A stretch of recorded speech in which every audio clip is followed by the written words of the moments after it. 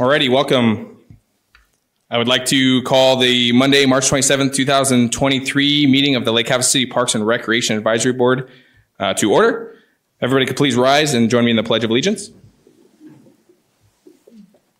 I pledge allegiance to the flag of the United States of America and to the republic for which it stands, one nation, under God, indivisible, with liberty and justice for all. Thank you. All right, start with a roll call. Sherry Butler. Here. Kyler Cox. Here. Shannon Murray. Ashley Pasquale. Here. Alex Ross. Here. Philip Shannon. Here. Todd Taylor. Alexis Wolf. Here. And Natalie Strader. Here. And Councilmember Vice Mayor David Lane. I am here. Thank you. Alrighty. We will move on to item number 4, call to the public. We will now have an open call to the public for citizens wishing to address the board on issues within the jurisdiction of this board. Your comments must be limited to 3 minutes or less. If you wish to address an item already on today's agenda, you should wait until that item is announced for a public hearing. At the conclusion to the open call to the public, individual members of the board may respond to criticism made by those who address the board, may ask staff to review a matter, or may ask that a matter be placed on a future agenda. However, board members cannot discuss or take legal action on matters not already on the agenda. So with that being said, I will mention that I know there's a lot of you in this room today that are here for item 7.3. I'd recommend that you wait to speak, if you have to speak in reference to that, until that item comes up so we can have a conversation. Is there anybody here that would like to address the board on any item for the call to the public?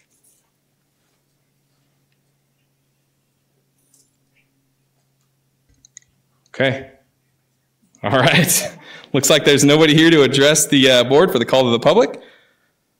So we will move on to the approval of the February 27th, 2023 meeting minutes. Mr. Chair, I move to approve the meeting minutes from February 27th. Okay, we have a motion to approve. Do I have a second? I'll second. All right, we have a motion and a second. All those in favor signify by saying aye. Aye. Aye. Aye. Any opposed? Okay. Moving on to item number 6.1, staff report. Director King. Thank you, Mr. Chair. Teen Break took place on March 21st through the 23rd. Approximately 300 youth grades 6 through 12 participated in the 3-day event held at Rotary Park. I would like to thank all our volunteers, the community businesses that donated lots of food, prizes, and the staff that helped put that event on for those 300 teens. It was a very successful event for the ones that were there. Spring Break Camp took place on March 20th through the 24th at Smoke Tree Elementary School. For youth grades kindergarten through 5th, there was approximately 100 youth in that program. Kinderswim continues throughout the month of April. Evening lap swim will return Monday and Wednesday evenings starting April 3rd. Sea Scouts will be utilizing the pool to earn badges on April 4th.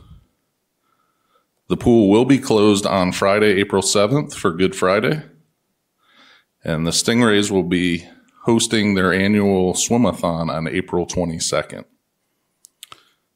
Some events going on in the community center: a 90s country tribute concert on March 30th. Hollywood's Nights Dinner and Silent Auction, April 1st.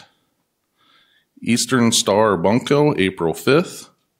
The Vitalent Blood Drive will be held April 10th through the 13th.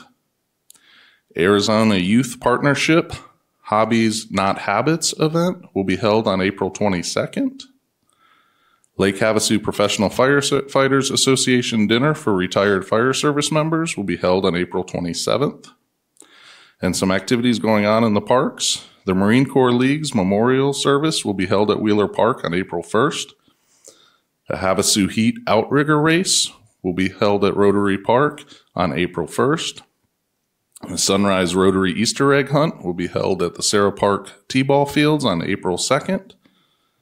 Havasu Top Chef competition will be at Sarah Park Rodeo Grounds on April 6th. The Starline music performance under the bridge will also be held on April 6th. Havasu Skates at Sarah Park Rotary Rink will be held on April 8th. Easter in the Park at the London Bridge Beach will be held April 8th and 9th. Havasu Half Marathon at the London Bridge Beach on April 15th. Desert Storm Street Party on McCullough Boulevard, April 20th. The Desert Storm Parade in the Bridgewater Channel and Poker Run on the Lake will be held April 21st. And the Desert Storm Shootout near Site 6 will be held on April 22nd.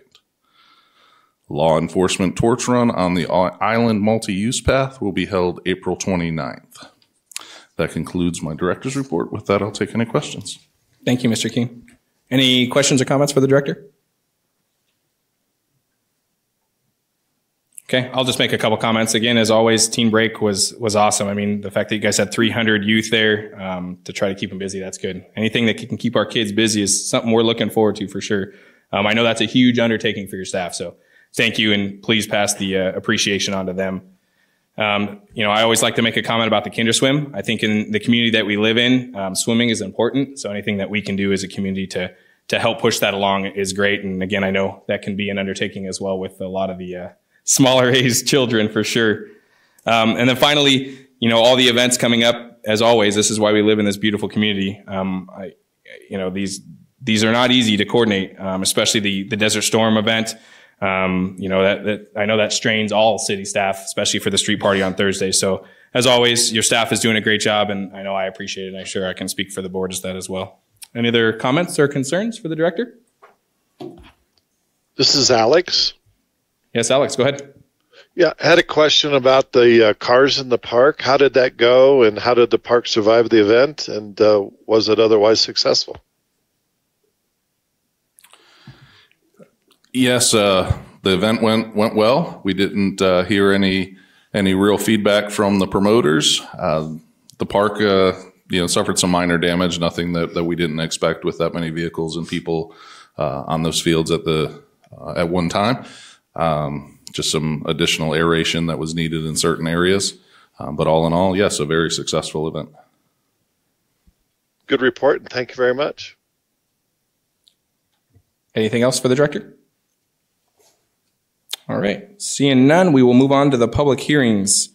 And I am going to move up item 7.3, the discussion for the sports field inventory, condition, and future needs, as there's a large crowd here today with some kids that probably need to go to bed and get some homework done and such. So if you wouldn't mind, I'll like to move that up. So we will start with item 7.3, discussion, sports field inventory, condition, and future needs. Director King. Thank you, Mr. Chair. So really this item was brought forth by a citizen at our last board meeting as a call to the public, and the board felt it was a good item to bring forward as a agendized item so we can have a conversation, talk with several members of the public as well as the board with some concepts and ideas here.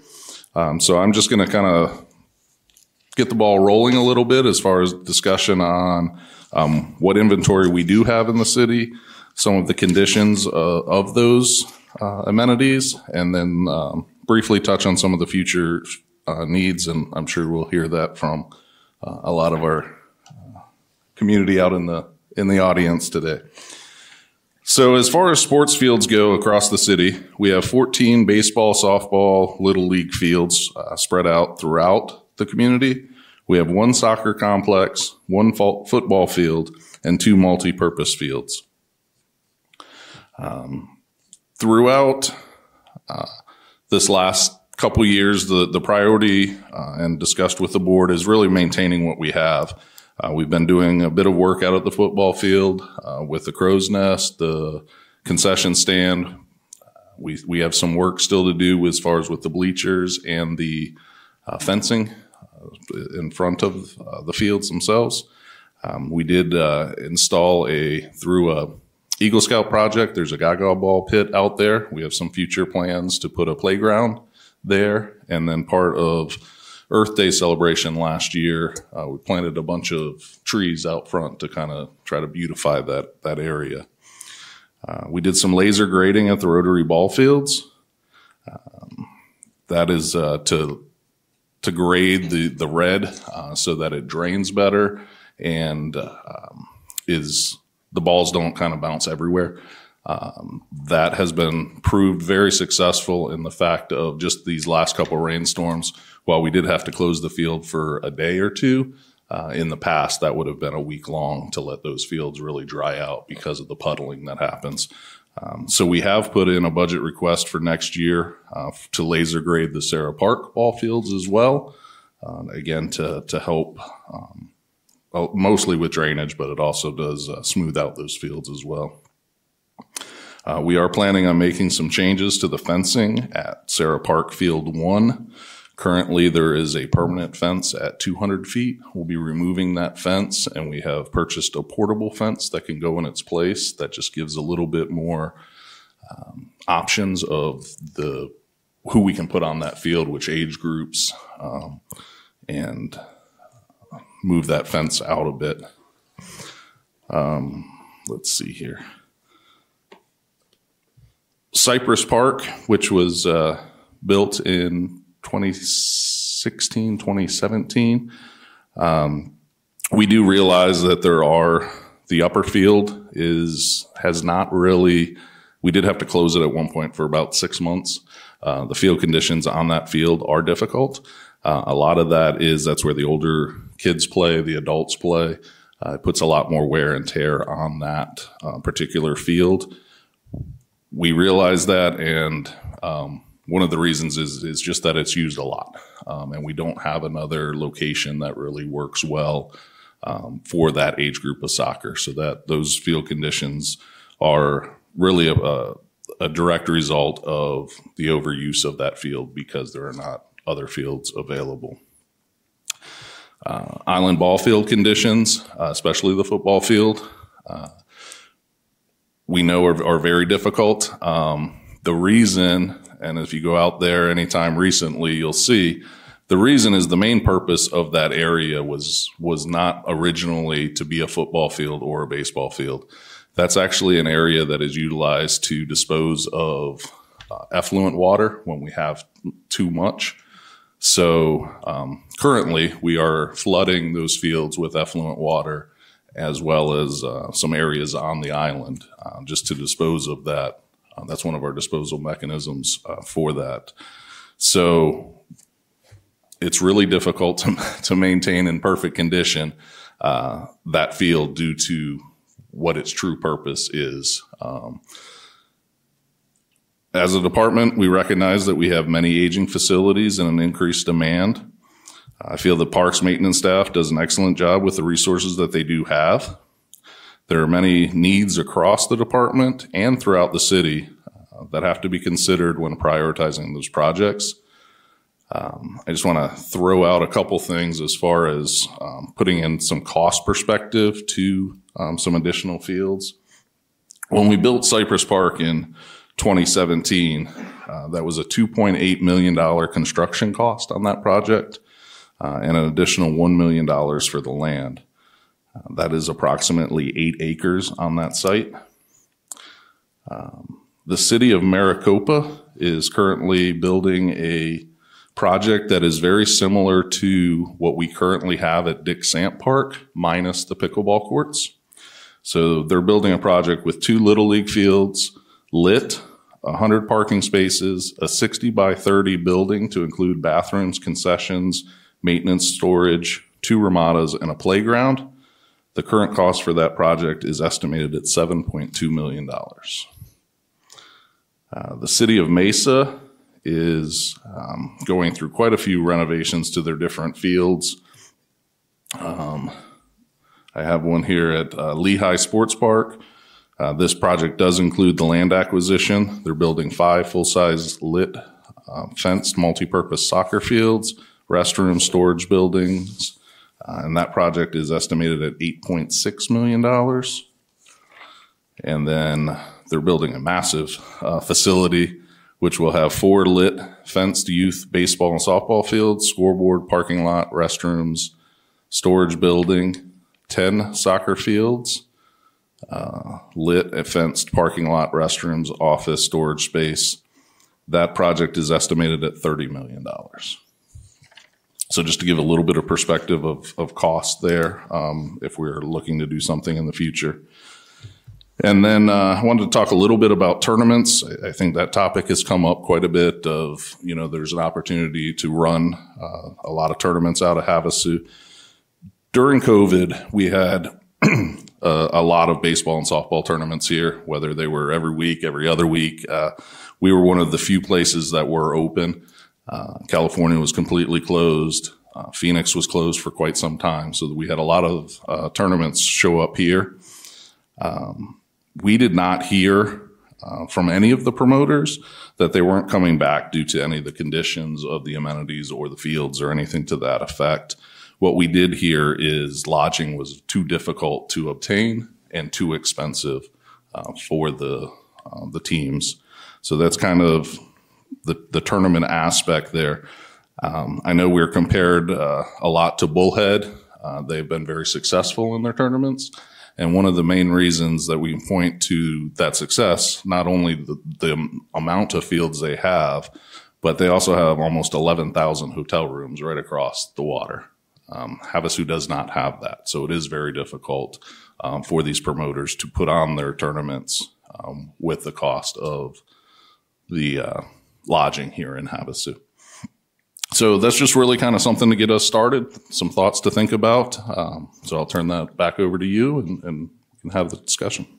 Great. Thank you. Great information. Big dollars for sure. I will open it up to members of the board to start with some comments, questions.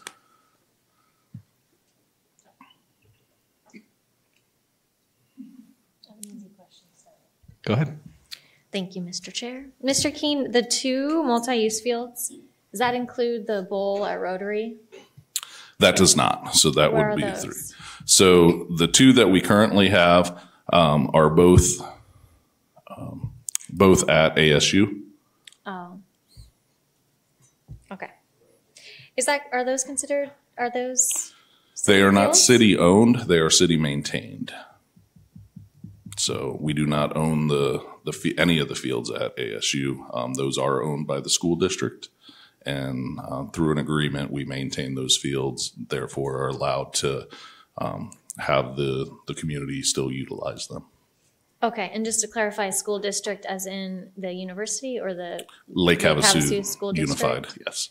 So it falls under the same agreement with the city providing the water supply for the fields as well? It's a separate agreement, but yes, it's the same concept, yes. Thank you. Other thoughts, questions? Go ahead. Would, I guess, the renovation of some of these facilities also be, I guess, in a more conservative way to improve our fields rather than start a whole new project? Certainly. The renovation of things sometimes does tend to, we already have the land, which is a huge factor of that. It really just depends on what those needs are, where the facility is to be able to renovate. But yes. Go ahead. So in the packet, I received some information from Chris Daigle, the president of the Havasu Soccer League, just to get some numbers to see how many youth we have just playing soccer here. And in fall, they have 804 players registered for soccer. That's probably the largest group. And in the spring, 479, and they have 108 club players. And those club players practice twice a week, every week from August through May until the tournaments end. And the fields that they're practicing on do need a lot of work. He also provided for a tournament, an 80-team tournament, some numbers of what we'd have to look for fields. They would have to provide referees. It'd be a big project, but the biggest thing is the amount of fields that they would need to be able to run a tournament. I asked him about turf versus natural grass. He doesn't have the numbers for that, but he's going to accumulate those, and we can talk about it at another time. As far as support from the city goes for the soccer league, they wouldn't need any additional support that they don't currently get. The city, I think, trims the fields and waters them and takes care of any maintenance issues. Again, the cypress fields, like you said, they're just in poor condition. That may just be a problem with the field itself, but they continue to practice there. They run the rec games on that field also. And for the ASU fields, the conditions are also pretty poor. And like you said, parking is a nightmare for that area. There's parents that are parking by the storage area in the bathrooms, and they're being told by security they have to move their vehicles or they'll be towed. So that's a big problem. The soccer league also has money that they can spend to help maintain some fields or create whatever might be needed. They do have funds available to spend. Okay. Any other comments? Go ahead. Are the Cypress and ASU fields the only soccer fields in town? Yes, they're the only ones that are dedicated. We have in the past used the grass portion of Rotary Park, both the bowl for some practices, as well as the baseball, softball, the outfields can be striped and goals moved there if needed. We did that especially when we had to close the upper portion of Cypress Park just due to some reseeding and letting that grass root a little bit deeper. So there are some other grass areas that can be utilized. We have used the Island football field as well. But those are the two places that are dedicated really to soccer. Great. Any other questions, comments? I just have a couple things. First off, I want to say this because the word has been spreading about tonight, and I think there's quite a bit of momentum. But with that being said, I do want to say that your staff does a great job. I don't know that anybody that I've spoken with is necessarily upset with your staff or your department or you. I think that the concern is that they just think that we could do better. I personally believe, and I know a lot of your staff, I believe that you guys do a great job with what you have. Your numbers of employees, your budget. I think you guys do a phenomenal job for what we have. We do have great parks in this city. And I think a lot of people don't necessarily always understand what your staff does and the amount that they're required to take care of. And that's not just parks. That's, the trees in the center of the roadways and the medians, the trees and the landscaping alongside the highways, all with minimal staff. So I do want to make sure that that's known first, because I do think that's important. And I don't want any of your staff to watch this or hear about this and think that any of the negativity coming from me or this board is necessarily towards them specifically. I just think as a city, we could probably do a little bit better, right? So with that being said, I know a lot of the talks has been about tournaments, and I do think that tournaments are a great thing. I think tournaments are great, especially if we get our community involved with those tournaments. I think, that there is some revenue opportunities with tournaments, but I don't know that we necessarily need to build facilities for tournaments. I think at the end of the day, us as taxpayers, we need to focus on building facilities for our citizens. And I do think we lack in building or having facilities for our citizens currently. I just think we've grown. Our community is large. It's a great community. We have a lot more full-time residents now than I think we have in the past. And I believe we're outgrowing our current capacity for our own citizens. Again, I think tournaments are great. And I think that a lot of times I want to say that people want to use that as a selling factor to, this is where we can bring the revenue from. And this is, we can make money. So let's do this. I do think that's great. I want to say that that's probably, an option in the future. But I think that my opinion is I believe we need to build more for our own community, our citizens, because that is what matters, right? We're the ones that are paying the taxes. We're the ones that are here. We're the ones living here. And I think we need to do that and build them for our own communities. So with that being said, you get into the government side of things, you get into the budgeting things, and some people ask, well, how do we rate the return on our investment for us? Let's say we build an $8 million, $7 million facility or a $30 million facility. What's the return on investment, right? A lot of things that we do as a city, either you're mandated to do, the city's mandated to do, or we do it and there's some sort of return on that investment.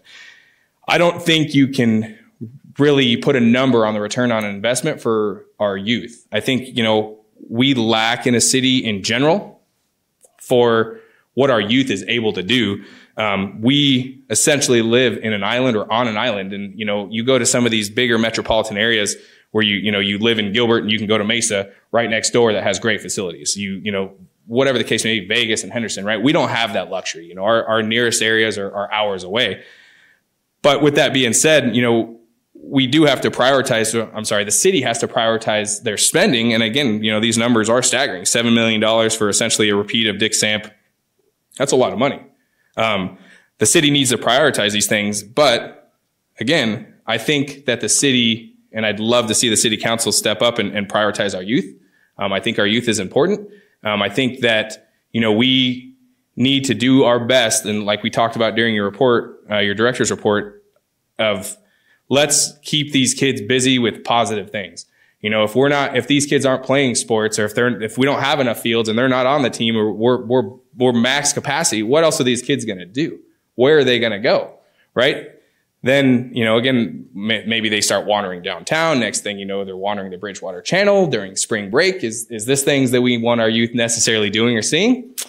I was born and raised here. I did it. I saw it. I was down there. I don't know that I want my kids doing that.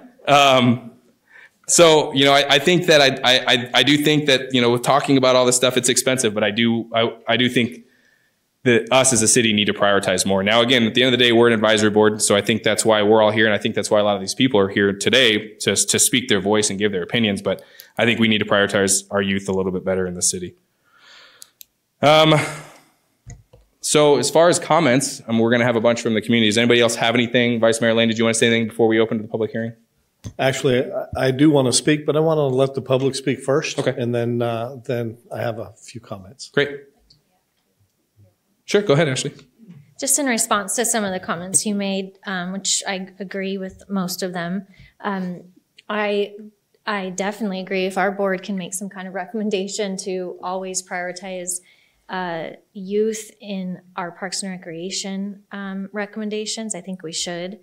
I think that on this topic today, sports fields, they provide a safe place for both organized and free, unorganized recreation for citizens of all ages. There are adult leagues out there too that use the fields, and then just families and citizens that just play. And that's great, and we should keep improving them and adding more. Lake Havasu, our economic driver is tourism, and tournaments are a huge component of tourism. And I know slowly we're adding more lodging options, but I think that is a big part of it too, and that's the value that the Parks and Recreation Department brings to the city, is that it's also an economic driver because of tourism, because of the events that Mr. King read off in his director's report, as well as the opportunity for tournaments. Those tournaments bring in tax dollars and other revenue for local small businesses and our city government, and for those clubs that are hosting those tournaments. It's a big fundraiser for them as well. So I didn't want to minimize that too much. I agree with everything else you said. Sure, yeah, and I agree with you as well. I just don't think tournaments need to be the priority. I do know that when the tournaments were big during COVID, it was hard for us locally to even get a field. So I just would hate to see us build this big facility and have, 300 teams from California be here, and then, us little league guys or us little, local travel ball guys can't even get a facility. So that would be my only concern. And that's why I would just say prioritize it and, build it for us. If tournaments come, they come, but that is my only rebuttal to that. But yeah. Anybody else? Okay. So with that being said, this is a public hearing. I will open up to the public. If you would like to address the board in reference to this topic, if you want to step up to the podium, just please state your name. Come on up.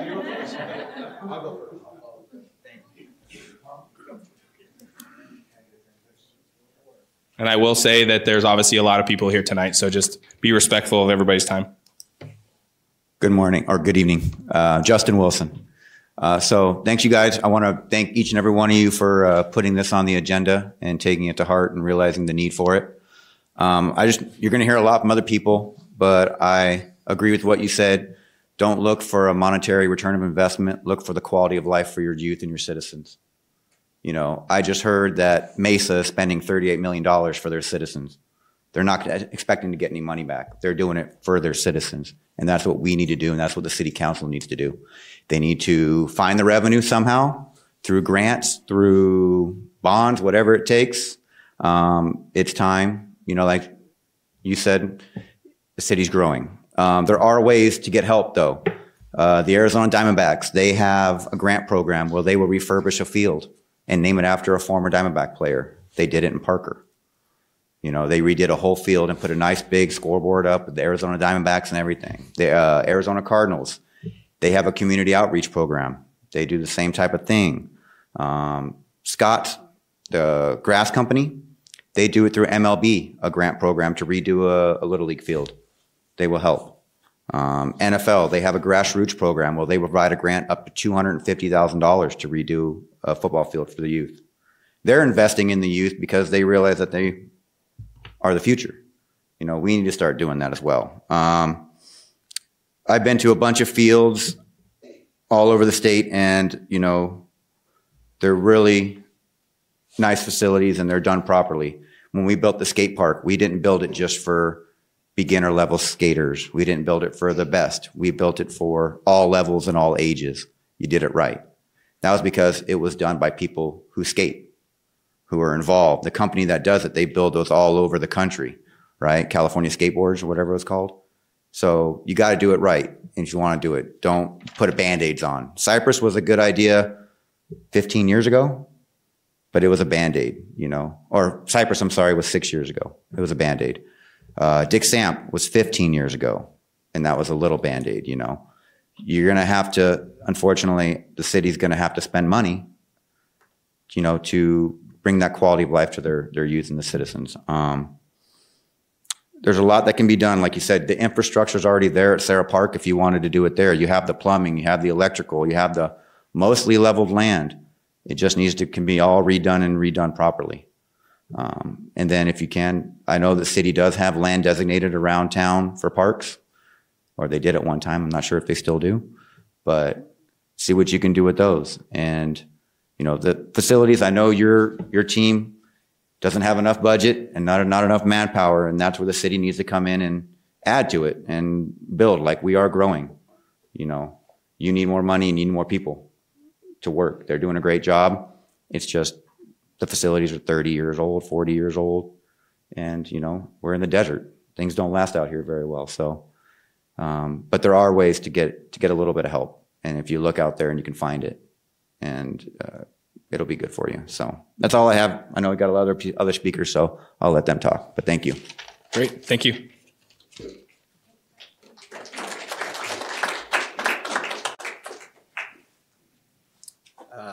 Chris Daigle, Havasu Lions FC, formerly Lake Havasu Soccer League. So Phil's got my numbers. I'm not going to talk about my numbers. I've been doing this for about 6 years. This is probably my sixth, either coming to one of the advisory boards or a council meeting. Same speech every time. You know, like this is what we want from the city. This took a citizen to put this on the agenda. Okay, which is great. Thank you, Justin. We needed that. We need somebody on this board or in the city to drive it. We're busy. I'm a coach. I'm the president of the league. We're all busy, right? We can't drive this. We're willing to be a part of it. We're willing to help. You tell us what you need from us. We're there because we want this to work for all the sports. Okay. But there's got to be somebody from this level or the city level that really drives this. Again, Phil talked about if we all meet and we need to put up some funding. Hey, soccer, baseball, we can do this. We need you to bring this. Cool. At least we know. At least there's a plan. We need a strategic plan on how we can get to where we need. So again, we're willing to work with anybody. I think I'm speaking for everybody in this room. We're here to work with you, but we can't drive this. We can't look up grants. We're coaching kids right now, right? So that's what we want to do. So we're going to handle that. We're going to coach the kids. We're going to make sure that the kids get the attention, but we need the effort put on by this board and the city council. So that's where I'll leave it. I appreciate your time and thank you for putting this on the agenda. Yep, thank you. All right, next.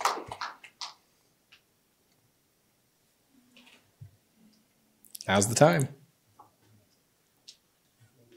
I had everything written down, typed up, printed out. Printer wouldn't work. That's why I was a little late. And I caught the end of Mike's presentation, and you're right on, Mike. Tournaments are nice. David, I'm sorry Oh, if you could state okay. your name. I know a lot of us know who you are, but you can say it for the record, please. I'm David Moore. I'm on the board of Havasu Senior Softball. I'm on the board of the Havasu Batting Cages, and I'm on the board of Havasu Little League. And I've been here for 25 years. I've been involved in youth and adult sports since the day I got here.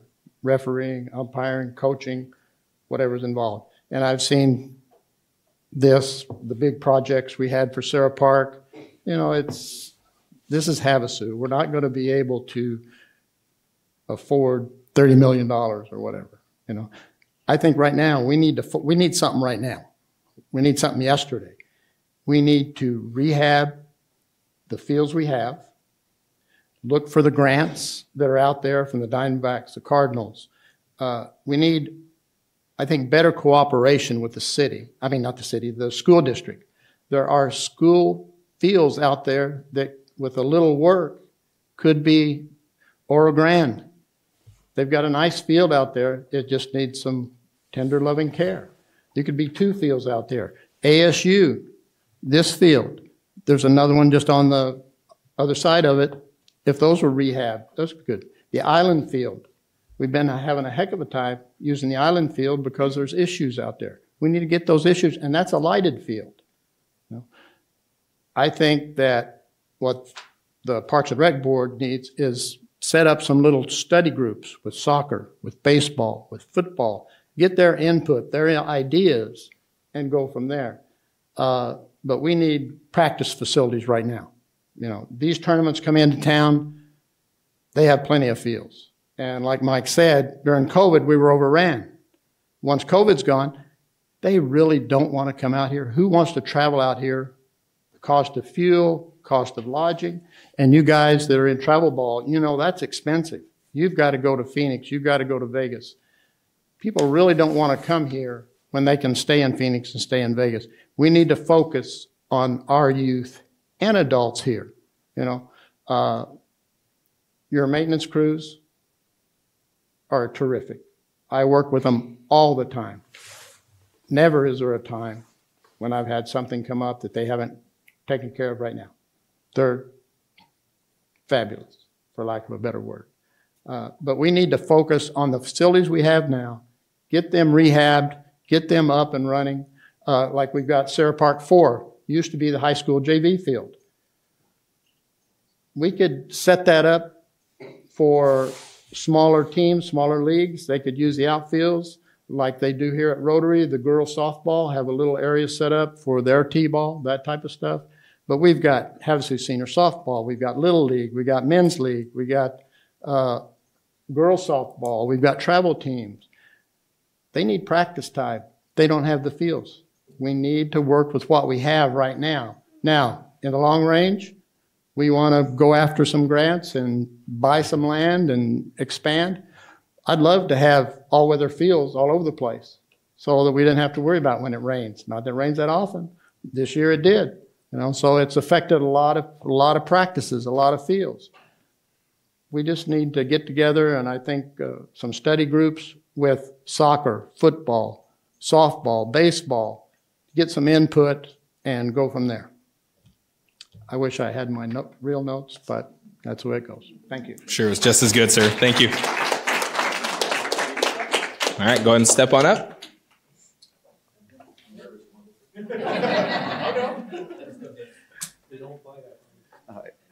Good evening, David Mraz. I'm actually affiliated with the Vipers Travel Baseball Organization.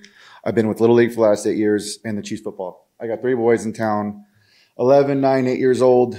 Besides a couple families in this room, you'd struggle to find someone at the parks more than us.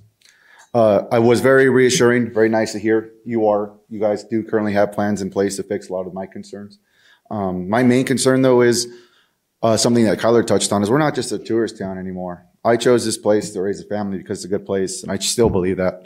We're going to have this just get bigger and bigger. And my main concerns right now are with Sarah Park and the island. and Dick Samp. Dick Samp's so bad, the red dirt, when it rains and you rake it, the gray dirt comes through. Same with Sarah Park. Those fields are dangerous. They're unsafe. It makes the balls go faster. Baseballs are about $8 each right now. I don't know if you guys do that. But all this goes into play when we have rough fields and rough conditions. The football field, I went out there today. Like you said, it's flooded, but now it's like a duck pond. I don't know if you know what duck feces does, but it's very unsafe. We're about to play football here in a couple months. I don't know how you guys are going to get rid of that. And real quick, it might feel like we're attacking you, sir, but we all really do appreciate your staff. I run into your staff daily at Sarah Park, and there isn't a time or a thing that they wouldn't do. So along with everyone else, I do appreciate your staff. The football field we have as many non-contact injuries as contact injuries. That's from the field being uneven, the field having random low spots, the sprinkler heads pop up. Our bleachers at the football field are dangerous. They're old. Like you said, you're addressing all that stuff. The fences are old. The aesthetics of these facilities are bad. We travel twice a month for 6 months out of the year with the baseball field. We've seen every field from Tucson to North Vegas. It's sad to say that ours are some of the worst. And I'm in very close contact with a lot of tournament directors. We work well with them when they come to town. Some of them are not coming back because of our facilities and lack thereof. They all came from COVID and they're all gone now. They have chances to come back. We just don't have enough and they're not good enough. They have to go check those things out. They got to be graded. I'm not just coming with problems though. I do think we have some solutions, some solutions I've kind of in my head put into 3 categories. The soon, the now, the soon, and the later. I think soon right now we're missing basic necessities. At Sarah Park, I think we need to get rid of the grass on field 2 and 4, go to an all dirt field. That'll save you on watering that field. And we can put portable mounds there, and the portable mounds can be used for many age groups.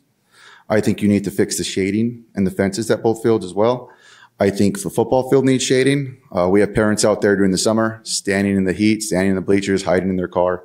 It's pretty hot. It's hot up until October. We play football in all those months. I think something for our parents out there would be good. I think we need to add bullpens to Sarah Park on the top. I think we have 2 really nice batting cages that we can't use.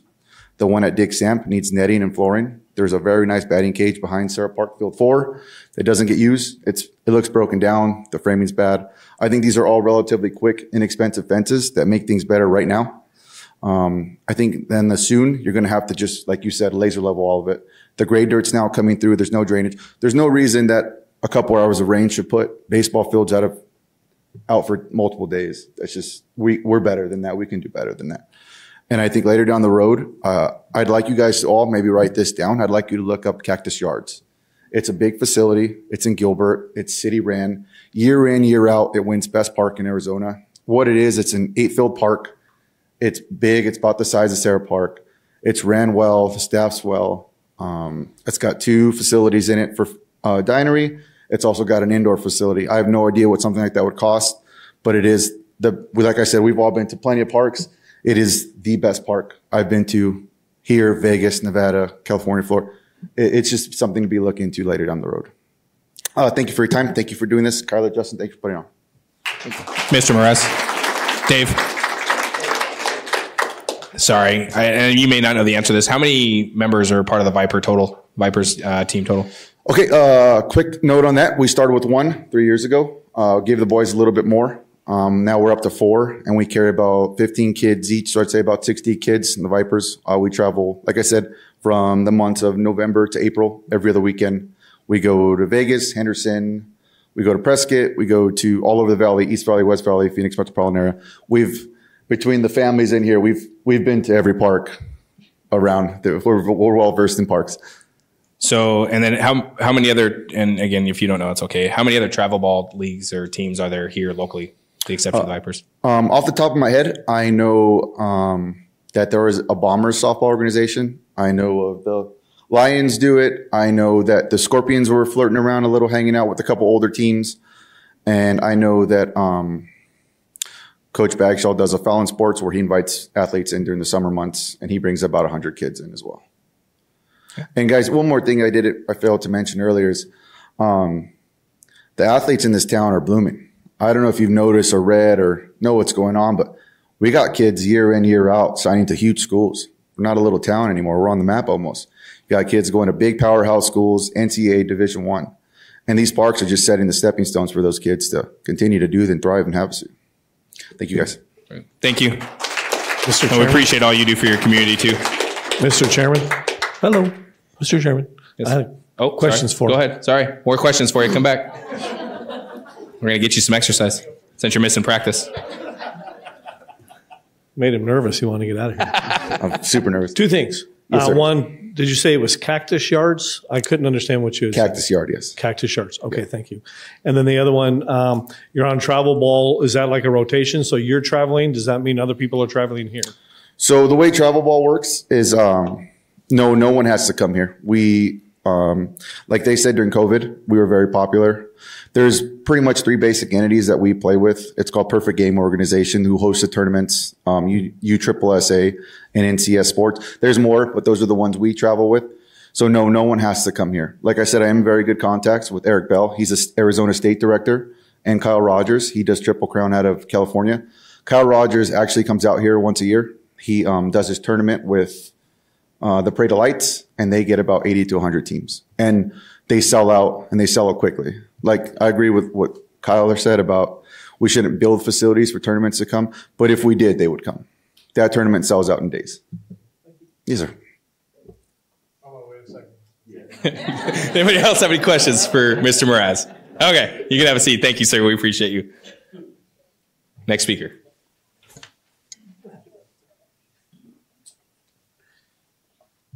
Hi, everybody. My name is Sean Lawless, and I'm here to talk about pickleball. Just kidding. Hey, but one guy in the back. I'm a proud parent of a son who plays soccer and a daughter who plays soccer, and that's kind of what I want to talk about tonight is soccer. We are probably the most underrated sport when it comes nationally.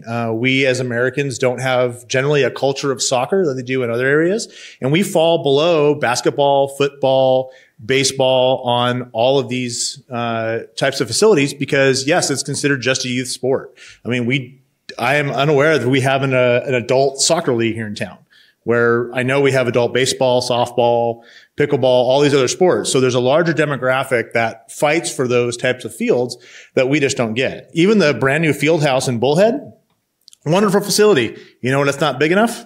It's not big enough for a soccer game. The field is too small. The new MCC soccer team that they just started cannot play a single game in the field house because they didn't build it big enough for soccer. So this is where I'm coming from is, yes, it's an underrated sport, but it is a growing sport. It's my son's passion and my daughter's passion. So I'll support them, as far as I can to make sure they have the best places and the best facilities to play. That's why we play travel ball. It's so he gets the best experience and can play competitively against other kids and hopefully, can grow within the sport and it'll give him more opportunities in the future. It's very concerning to me that we just don't have the initial investment in those types of fields for all sports, let alone soccer, which is primarily one of the biggest youth sports that we have when it comes to the rec league. We've had more rec league players happening this year than we ever have before. It's a growing sport because we're a growing town. It's an easy entry sport that any kid can get into without a whole lot of gear. All you need is a ball, some cleats, and some shin guards compared to baseball. Well, basketball is relatively easy to get into, but football, you need pads. There's a lot more investment in it. And it's a great way to get kids active and out in the community and actually interacting with other kids, especially post-COVID where they didn't have that in the school area. I know soccer can be expensive to build the fields. They take a lot of land mass and it's not easy to convert that into, say, a football field. It's different sizes, or baseball. It's the outside. So, and I really applaud the Parks and Rec department for all the amazing work you guys do to keep what we have usable. I know it all comes down to dollars and people, and you are not alone in this city for being underfunded and understaffed. I don't care if it's you or public safety or public works or the water department or the sewer department or the street department. The whole town is suffering from a lack of reinvestment in the community and attracting qualified people that can run those jobs. I mean, that's a given. That's just how we are right now. When you talk about the facilities, like $3 million for a brand new park for soccer, that's one house in the refuge, or that's half a house in the enclaves. Okay.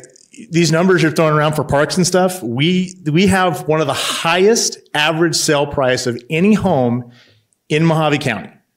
We have the highest level of not only education, but personal wealth out of any town in Mojave County. We have the best sports facility for high schoolers in Mojave County, let alone all of northern Arizona. And I don't think anybody can go against that fact. You go to our high school, beautiful facilities.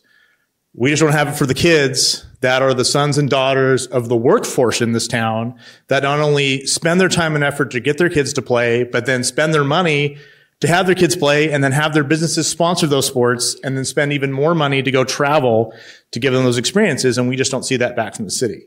So that's where the root problem is. And it doesn't matter, if we go out and find grants, which I think is our responsibility to bring to you guys rather than you guys find it and say, hey, look what we found you. No, that's our responsibility to bring you those funding sources. That buck starts with us, the coaches, the parents, the people that are in this field to go find those things and say, hey, you volunteers who volunteered to be on this advisory committee, we found this and we want to work with you on it. It's not your job to tell us all the cool stuff you find for us. It's our job to come to you with that.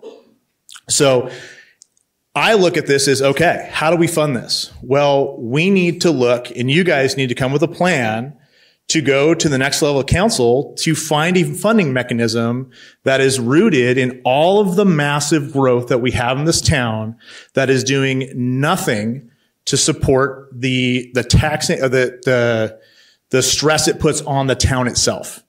We do not have an impact fee structure for any new construction that really has any significant impact on the people that already live here. We do not have a taxing solution for all these new multi-million-dollar homes that are going in by people from California and other areas that are building these properties. And that's where the funding comes for everything in the city, from Parks Department all the way through to public safety. And yes, we have a taxing solution when it comes to sales tax that's already been allocated for the city's budget. But we need something that directly helps with the impact of the growth of our town.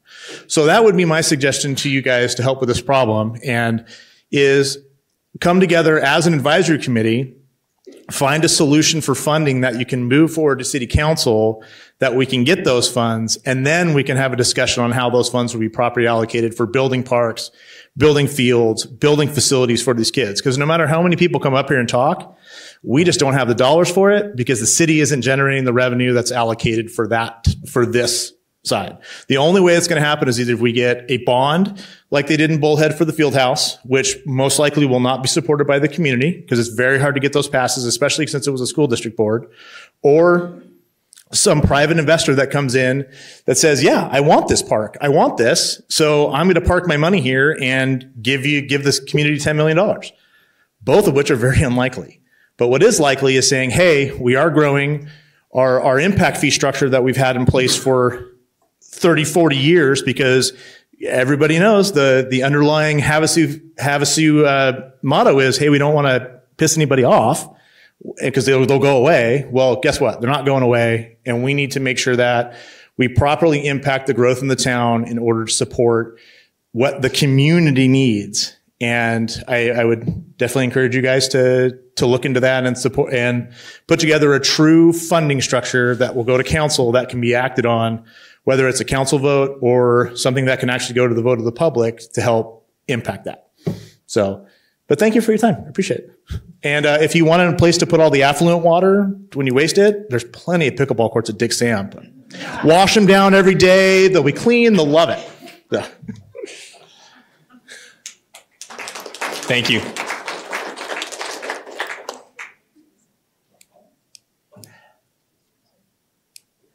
Again, I'll remind you, everybody, that was the time. Yeah, nobody else is going to do it,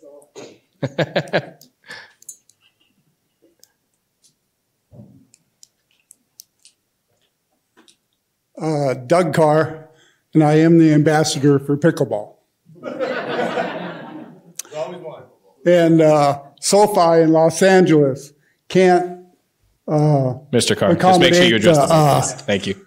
Accommodate the World Cup because it's too small for soccer. So anyways, yeah, the school should step up and give these kids some more fields, some more grass. We definitely need more soccer fields. And the volunteers, when I was years ago, Little League softball, as a coach, we used to have to line and drag our own fields. all the time. I don't know if they could go out and work on these fields and make them better. You might have done that for the football field.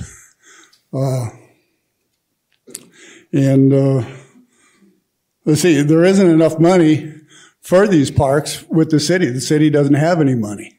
They don't have enough money to finish Springburg, I don't think. Maybe they're going to come up with it. I don't know. But, impact fees would help, that's for sure. And Lake Havasu does not have a corporate tax. One of the few cities in Arizona that doesn't have that. So I don't know if the city could look at some way to get some more revenue somewhere, because it definitely needs more parks and more baseball. And when you're looking at hundreds of thousands of dollars for restrooms, it's hard to ask the city to do that. And we could use them up there at Dick Sand.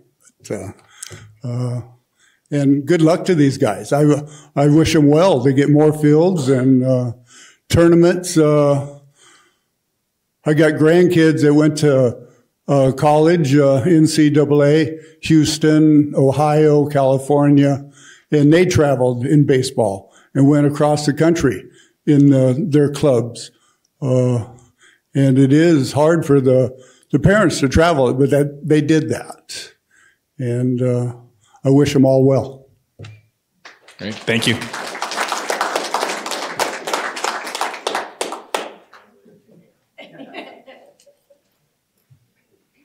My name is Dr. Jimmy Molyneux. So I come from I am a foreigner, okay? No, I'm not from Australia. So the reason why I moved to America is because it's such a fantastic country. Every year, myself and my wife used to go to Las Vegas, see the bright lights, see Barry Manilow and Celine. Brilliant. So when we decided to move, I have 3 boys. We wanted to move to provide them with a better quality of life. We're avid soccer fans, really, really avid soccer fans. When I moved to Havasu, it was the first day that Cypress was open. And I was like, oh my God, this is special. Green grass. It was living a dream. 6 months later, the green turned to brown, and it stayed that way. And then we joined the club with Chris. And then you go to these lovely fields in Phoenix and Las Vegas.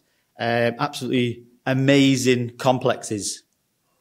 So from a family man, I would say I would like something bigger and better to provide for my children and for the soccer and the baseball community. From a physical therapist perspective, okay, my PhD was in physical activity. Do we know that physical inactivity is the #1 cause of death? Yeah? It's overtook smoking. Okay? So what we actually do in Europe is that those people who smoke get better quicker. Because what we do, those people who have knee replacements and hip replacements, yeah, they want to get out for a cigarette quickly. Yeah? Because you can't smoke on the wards. So the first question we ask is, do you smoke? Great, quick job, in and out. Yeah? So I don't want to make my job harder. Yeah? I want people to be physically active. Okay? I think that's all I've got to say, really. I love America. I love Lake Havasu. Yeah? On the 4th of April, I'm going to go for my citizenship because it's such a fantastic...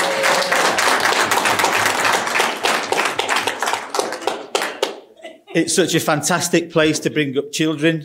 I do get we are a very small town, and I always say to my kids and the kids that want to progress is that we are a small town in Arizona. How can we possibly compete with Phoenix? We've got very little chance. Finally, I'm also a high school soccer coach. And since I've been here, certainly we've had a change in fortunes, and that's probably down to Chris and the team of coaches that have put their time and effort in day in, day out from August to May to provide the high school with spectacular athletes. I look now is that we're hungry for more. We want better facilities for our kids so we can compete in Phoenix. Thank you. Thank you. So I would, thank you, sir. I appreciate it. Just want to remind everybody, I know everybody's passionate. I know these are great topics and this room's full, but this is a business meeting. So we just need to keep the clapping down, no clapping, and just continue moving on with the comments. Thank you. Mr. Chairman, because I don't think they heard me. Clerk, were you able to get his name? Because I didn't. So Do you spell that? Jimmy. Jimmy, and what's your last name, Jimmy? Molyneux. Can you spell that? Molyneux. Thank you. Thank you. My name's Keith Hook, a lot simpler to spell. I'm director of sponsorship, coach, father of a 10-year-old boy. We moved here probably about the same time, 8 years ago, and we actually lived in the neighborhood around Cypress Park, and I remember the petition going around. And it was funny at the time because I was in a community, it was primarily snowbirds or vacation properties, everything like that. And this lady came to me and said, we're signing a petition because the park's supposed to go in right here. And I was all excited, kids 3 years old. The petition was to fight the park. And it was the don't upset people. I get super emotional about this, so I apologize in advance. But it was to not upset because there was going to be lights. And it was going to take away from our stars. My kid was 3 or 4 years old, and he went to the door and went to the lady and was like, can I play there? Like, he literally talked with her. You know, everybody knows my kid. He talks almost as much as I did. And anyways, the long story, for the point of this is that she was able to look him in the eye and say, I don't want to park. Our community has grown way beyond that since I've been here. I got heavily involved with soccer. I'm super passionate about it. I played as a kid. Wasn't good, but I played. And I had all the resources in the world. I had parks. I was in Southern California growing up, moved around a bunch. And, we are battling at the time before Cypress, we were battling to find a place to play soccer. We got into the league and we realized what the fields were like and what we were dealing with. And, I got passionate into it. And I told my kid, I'm like, you're an only child. You get one sport. What do you want? And he wanted soccer. He played baseball, loved it, but he wanted soccer. And it's because at that time when he was making a decision, soccer is the world's #1 sport. Like, we don't really acknowledge that as Americans, but this kid has soccer cards, soccer video games, soccer apparatus all over my backyard. We've invested in heavily. We spend thousands every weekend that we go to a tournament. We do everything. And this kid lives for soccer. His friends live for soccer. They recognize that we don't have the resources here and we're losing players to Phoenix and to other cities because they have the resources. I've only been involved with the club officially for, a year or so. You have the numbers on the registrations, but what we didn't talk about is they've doubled in a year. And that's not going to stop. So we need to be able to support by bringing these fields and bringing these resources. As director of sponsorship, it's my job to try to semi-monetize, the league and to be able to raise funds for us to look better and these cool new jerseys and everything that we're getting in order to be able to compete from an aesthetics and a mindset of these children. When we come out there and we look better and we feel better and we play better, they're stronger emotionally, they're stronger mentally, they do better at school. I get to threaten my kid. If you don't get good grades, you ain't playing soccer. So there's a lot there. So the other thing too is we have a ton of, as these leagues grow, we have, and the kids grow, the business, the local small business support behind it is massive. I can't even count how many times I've had small business owners come to me and go, what more can we do? Your sponsorship packages aren't expensive enough. The problem is, I don't want to take money from anybody without us being able to have a deliverable for that business.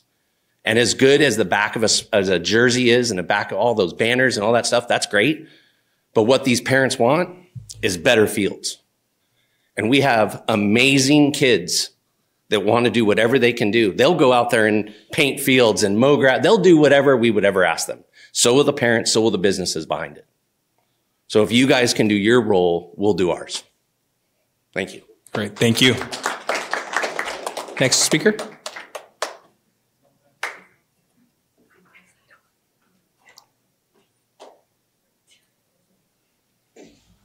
How are you guys? My name is Bill Bullock. I'm the vice president of the actual adult softball league here in town. I just want to give you some numbers on that. I know we are about youth sports, and I love that. I have a son that plays soccer, part of the Lions, part of all that. But as a adult softball league, we also have about 20 teams, about 12 to 15 people per roster. So that's still, and we only have one field. We run a league 2 times a year, from a spring league and a fall league, and we have one field. So we run into issues where we can only play 3 games, 6:30, 7:30, 8:30, and that's it. And we're kind of capped at where we can run games because we run games Monday through Friday. That's on one field. So like he said, possibly grading field 4. So we have 2 fields. That'd be great. So we have 2 fields to use. That's another side of youth growing up. I played youth baseball here, grew up here. Now I play adult softball. So it's a passion outside of doing something else. So that's our aspect of taking one field. All right. Thank you, guys. I had a question for you, Mr. Bullock. How many people are in your league? Do you know? Right now we have 14 men's teams and about 6 co-ed. And about each team has a roster about 12 to about 15. Wow. Okay. So, I mean, that's a decent amount of adults out there playing softball. Great. Thank you. Yep. Next speaker. I have to lower the microphone for me to. Yeah, I don't know if it'll go that low. Scotty Taylor. I'm the vice president of the Havasu Vipers Youth Baseball. Dave did a really good job of representing a lot of the concerns that we have, getting that stuff out there. But he's right. We travel all over the whole western part of the United States, and Sarah Park falls short in a lot of ways, not because it's not well maintained, but just because it's so outdated. Proud to say I grew up in Lake Havasu. I played Little League on those fields. Sadly, I did play Little League on those fields, and that was 30 years ago. So not much has been done since then to truly make those fields any better. I'm also the vice president of the board for Lake Havasu Little League, and Dave Moore covered a lot of the good stuff there. But we double schedule games 2 nights a week just to squeeze them all in. We're running short on fields. During this time of the year, we want to play games, but teams need to practice too, because the practice is at least as important for the development of the kids as the actual games are. The games are fun, but the practice is where the kids grow and get better. And right now we're cramming everybody down, just squeezing into small 1-hour practice windows to try to fit everybody in while we can still have games. So that's a concern. On the other side of that, I have a 14-year-old boy who plays baseball at Thunderbolt. And I invite you guys out to Thunderbolt tomorrow. Actually, not Thunderbolt, because when we renovated the Thunderbolt fields, we didn't actually make a baseball field. We ended up with a softball field and nothing else. So we are playing down at ASU, and you can come down there at 3:30 tomorrow and enjoy a game. Bring a chair, sit on the curb with the rest of us, and watch the center fielder field balls right next to the soccer net that's been casually moved out of the way so that they could actually play. So there are some concerns there. Those fields are old too. And I know right now you said that we're only maintaining those, but I would love to see more effort put into making baseball available, not just at the high school, because that field is fantastic. But from 14 on down, right now we're just falling a little bit short. Thank you. Real quick for you, I got another question. How many members do you have in Lake Havasu Little League? Players wise? Yes. I think it's Dave Moore, you know, about 500, just a little under 500, I think. Okay. Thank you. Yep.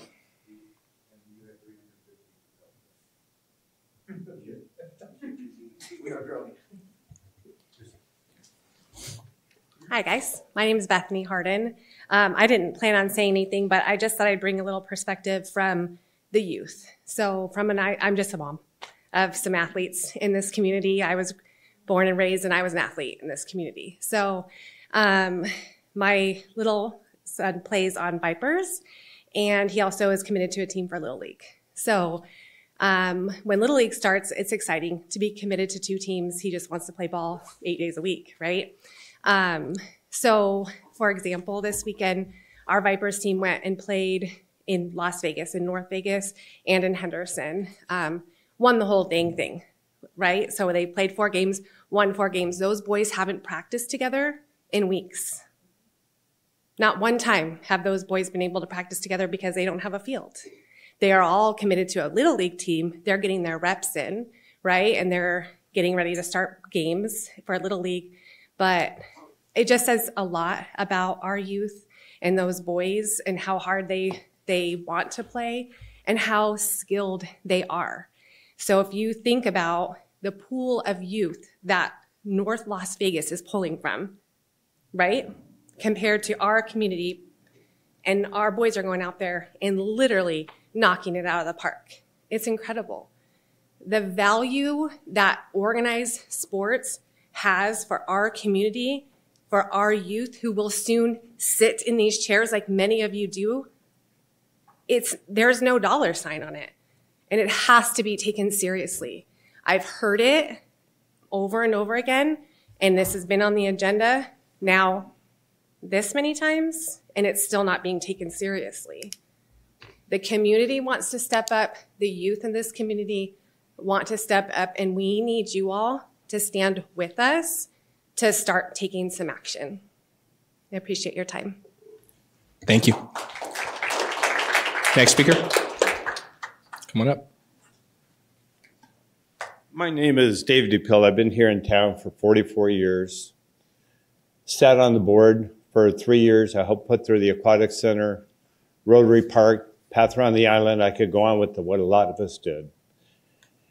One of the things we did in our mission statement when we first started up as a board for Park and Recs, as the advisory board, is making sure we took care of the youth here in this community. Now, being a grandparent, I see over the years, I've traveled, my grandkids are a lot into mountain biking, which is not anything that a lot of people here are into. But I see the facilities. I see their parks. I see a lot of things they have. Havasu is far behind. And it's not Park and Rec's fault. It's not their fault. I think it's a city needs to step up and start looking at facilities and other places and making sure we have here what we need for our kids. I don't know if the city has a grant writer. I don't think the city does. I don't know if anyone's aware if the city has their own grant writer. They do. Can they look into grants? Have they looked into grants? They have? Yeah, that's part of what I'm going to talk about here in just a little bit when you guys are done. But yes, we recently, and when I say recently, 2 weeks ago, we hired a grant writer. And so we now have a full-time grant writer here in the city. And I'll talk a little bit about that when I have some comments. As I look at Havasu for being here 44 years, there's a lot of people I remember when they were little kids. God, I feel old. But when I go to some of these facilities, I kind of feel like we kind of, as adults, have let our kids down. And as a city, we've let our kids down. As boards, I hate to say this, we've let our kids down. We need to fight, even as a board, the way we fought for the Aquatic Center. That was a battle. I mean, I got phone calls every day saying, what are you, an idiot? Because you're putting this great big stupid thing down by a lake? We got it done. Dick Samp, thank God for him. We got a lot of things like that done. But what these people want today has to be fought for. And it does, to me, in my opinion, start here. We need to get these people, listen to them, and get their needs met, because Havasu is not meeting the needs of the kids anymore. I have grandkids living here, and part of the time they want to leave because there's not enough facilities here for their kids. And it's not very good facilities. And it's not your fault. Budgeting, parking, you guys do a fantastic job. But it's just something has to be done. And I think it starts here with these people today. Thank you. We appreciate it. Next speaker. Hello. Sorry, my voice might be a little loud. I was at a tournament this weekend as well with some of my my coaches and everybody here. My name's Colleen Lowry. I am a board member for Havasu Lions FC, as well as I'm a mother and a coach. So I've been coaching now for 8 years here. I coach 3 teams. That's 2 rec teams and a club team. So we're on the fields some weekends 6 times a week. And for kids, and you'll see in this room, and that's what I came up here, everybody did a phenomenal job tonight expressing their concerns and solutions to fix some of these issues. I want to recognize the youth that are here. They're here with their families that take them on the field. They're here in support. They want to play all these sports. I know my kids, I'm sitting here, I see two, they started baseball when they first got here with Justin, and they were on baseball and they didn't have the attention span for baseball. So soccer, so they can run around and kick a ball, and they got pretty good at it and they loved it. So all of our teams here and our youth here are here to say, invest in us. Invest in our futures, because now my kids, they're like, I want to be on Jimmy's team. They go to the high school and they see, and that's what they're striving to do. That is much better than some of the things these youths can be involved in this city. And we came here to raise our family, and we came here going on 9 years now, and it's a beautiful community. And I think we can do more for our youth, for all of our youth sports. So thank you, youth, for coming out here and standing with your parents and support. And thank you, parents, and thank you, coaches, because we're here to support our kids in Lake Havasu City. Thank you, everybody. Thank you.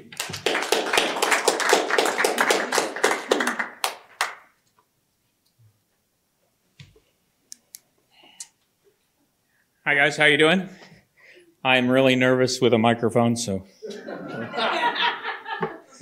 I wasn't going to say anything. Can you say your name? Again, I'm sure everybody in this room knows who you are, but for the record, if you could say your name. My name is Dallas Finch. Okay. I'm just a coach. I've been here since 1988. I moved here. I'm just a coach on the field. I've coached my kid and many of the kids that are here in this room since they were really little. I just love the kids. I love all of them. I get emotional as well. When I'm out there on the field, I watch these kids grow. You know, I started when they were 4 years old, 5 years old, playing soccer, and I've coached all those years. And I see them coming, and they are growing into young men.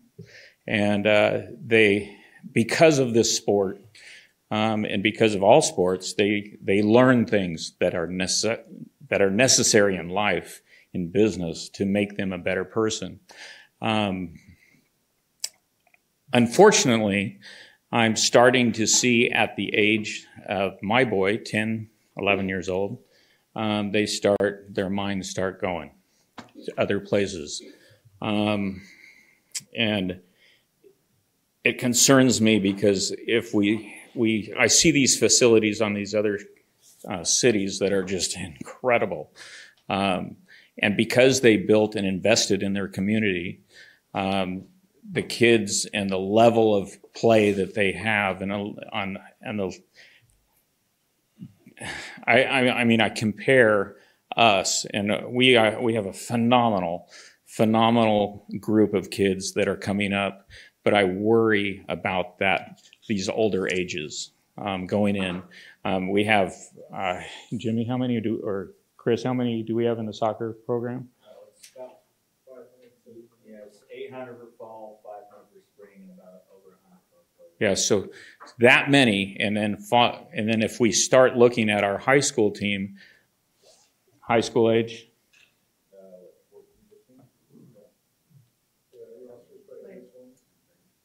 So we're losing them.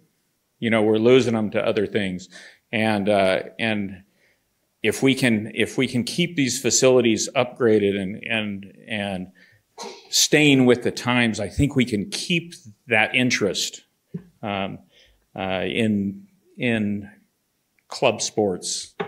And that's just all I want to say. I just don't want to lose the kids, and I love the kids. And again, I appreciate all you guys coming. I'm just a soccer coach. Thanks. Thank you. Appreciate it. Next speaker.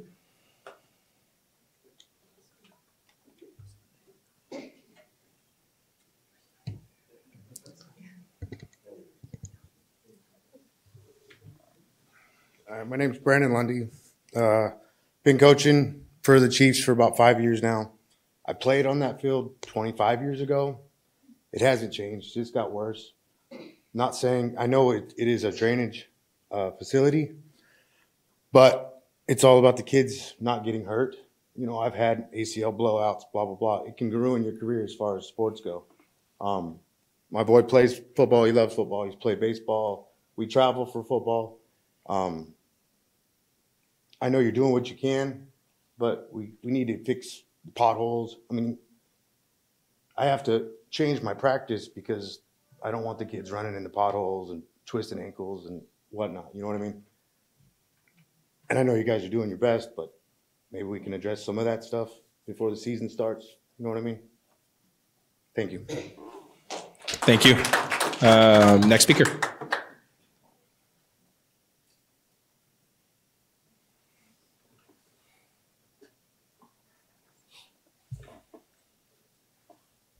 And as Bonnie's making her way up here again, I'll just, the final reminder, just let everybody know again that the council does review these. They do watch these. And obviously we have our liaison, Vice Mayor Lane, here to bring these issues forward to the council as well. So go ahead, ma'am.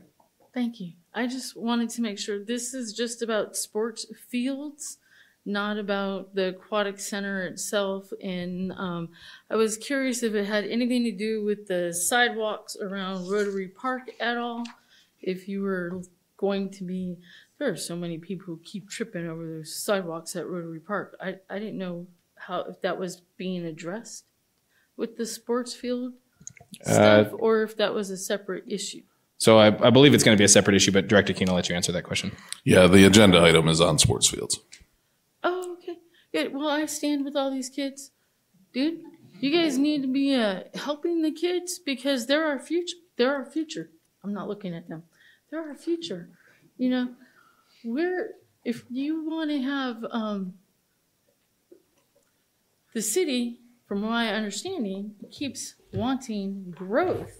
Well, if you are only growing from people who are not young, you're eventually not going to keep growing because the growth is going to be gone.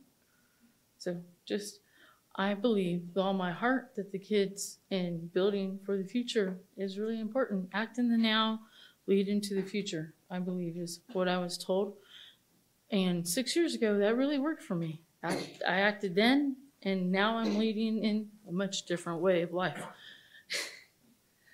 And I support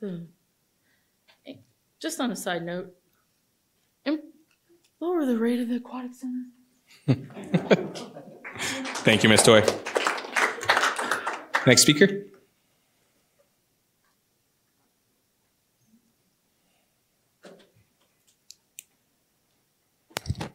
Hi, I'm Dan Cross. I'm the president of Lake Havasu Chiefs. A lot of our issues have already been expressed by other people, like the fencing, the bleachers. I want to touch base on what somebody else said earlier. Like we've had a lot of improvements at our field due to the fact that we fundraise. So I think that's going to be one of the main things that we have to get a lot of these organizations into, is that we can provide monetary value to some of these improvements. I mean, we had a new scoreboard, $15,000 scoreboard. I mean, the city put it up for us, but we were the ones who had to come up with the cash for it. We're getting new storage facilities. Same thing. We raise the money. We get approval from the city. We raise the money, and then we can put stuff up.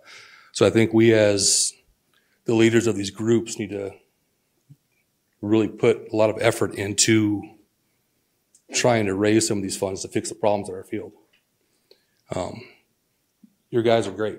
I haven't had any issues with your guys. I mean, any problems that we had, storm blew our crow's nest to pieces. I mean, the tarps and stuff. So we appreciate what you guys do for us. But I do think that we, as the leaders of these groups and stuff, need to really focus on fundraising to get some of the stuff taken care of. If we can do that to better our chances of getting stuff done at the fields. That's really all I got. I mean, like I said, everything was pretty much talked about our field. And we know that there are plans for taking care of it. Just hope it dries up before football season starts, but that's all I got. And Mr. Cross, how many members do you have in your league? We have about 125 just football players, and probably another 30 to 40 cheer girls. So awesome. But we only do, it's 4 age groups, and we're capped at what we can have as far as players. It's in the rules of our league. So, and when does your season go? So we start in June with our preseason, our conditioning stuff. So we get the kids, it's pretty much acclimation. We get them used to the heat because some of these kids don't do anything all year besides play football. So June, we do a whole full month of conditioning. And then our mandatory practice starts in July. And then we go from July, we can go all the way through November, beginning of December if we make it to nationals and stuff. But it's usually through November. July through November is our season. Okay, so 6 months is your season? Yeah. Wow, okay. And do you have any other facilities at all with the exception of the pond we have right now? That's it. No, just the one field. And that's another issue too, is with the size of the teams and trying to run practice and stuff, it's hard to get ample practice time and ample space to do all this stuff. I mean, we have thrown around ideas of maybe asking if we can use rotary and stuff, but we've got to take all of our gear over there. We have tackle dummies and stuff like that, shields that we can take, but it's just, there's not a lot of room out there. I mean, to facilitate all the kids that we have.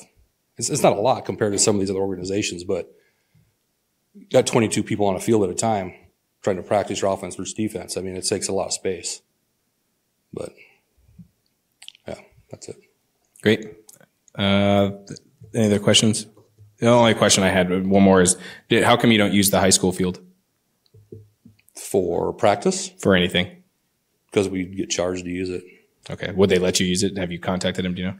We have, but it's another hassle too because we rely on our snack bar to provide a lot of the income for our field, and having to take all of our stuff from our field to the high school field and set up it's just a hassle.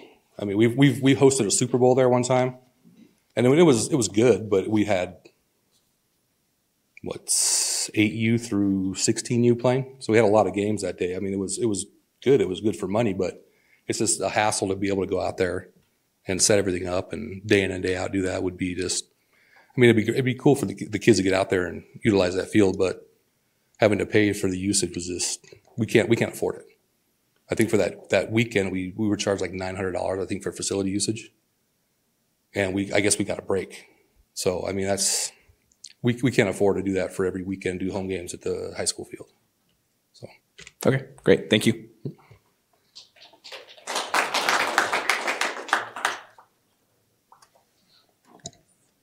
Anybody else like to speak, address the board? Comments, concerns? Okay. All righty. I will see no more. I will close the public hearing on this item and bring it back to the board for comments, concerns, questions? Go ahead. First of all, I just want to thank everybody for coming out tonight. This is local action. This is government in action. So I think you should all be proud and setting great examples for your kids of getting involved. Yeah, there's the government here. There's city council. There's government. There's the White House. There's all that. But the power truly is in the people and getting your voice heard. So I definitely commend you guys for speaking up on something you're passionate about and being out here. So appreciate that. I definitely agree. I'm a mental health counselor, so I definitely agree that kids need productive things. Kids need things to do, a sense of community, a sense of pride, a sense of purpose, and youth sports absolutely gives kids that. I love the idea, and I apologize, I don't remember your name, sir, but somebody talked about study groups, getting input. We've had a lot of great ideas and a lot of great starts here tonight. If I'm going to spend money on something, I want to know what we want, and I want to make sure we're getting what we want. I don't want to have a soccer field that we can't play soccer on because we didn't do the right dimensions or we didn't take the time to do that. So I would definitely be interested in seeing some study groups, like you said. Not against spending the money at all. Again, I just looking at it from a fiscal perspective as well. Everything costs. I will admit you lose me a little bit when we talk about Phoenix, we talk about Vegas.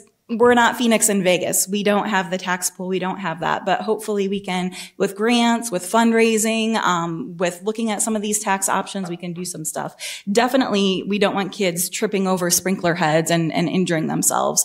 I think there's some things that we can do if we work together and we compromise. And again, thanks for all the input, and I'm looking forward to seeing where this goes. Thank you. Go ahead. I wanted to thank everybody also for coming out and supporting all the teams, baseball, football, soccer, pickleball, whatever, basketball. I'm not a mental health counselor, but I do work in juvenile probation here in Mojave County. And I see positive pro-social activities that kids participate in that keeps them away from our office and keeps them out of the court system.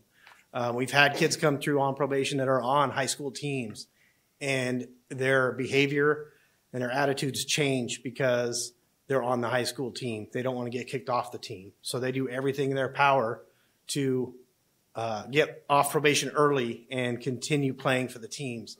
So I think some of our youth we are losing some of our youth to other cities. We have soccer players that have joined teams in other cities, and they travel down there twice a week to practice. And they still go to tournaments, and they still live in Havasu. My daughter wants to play on the high school team, and eventually she wants to go to college. She wants to get a college scholarship.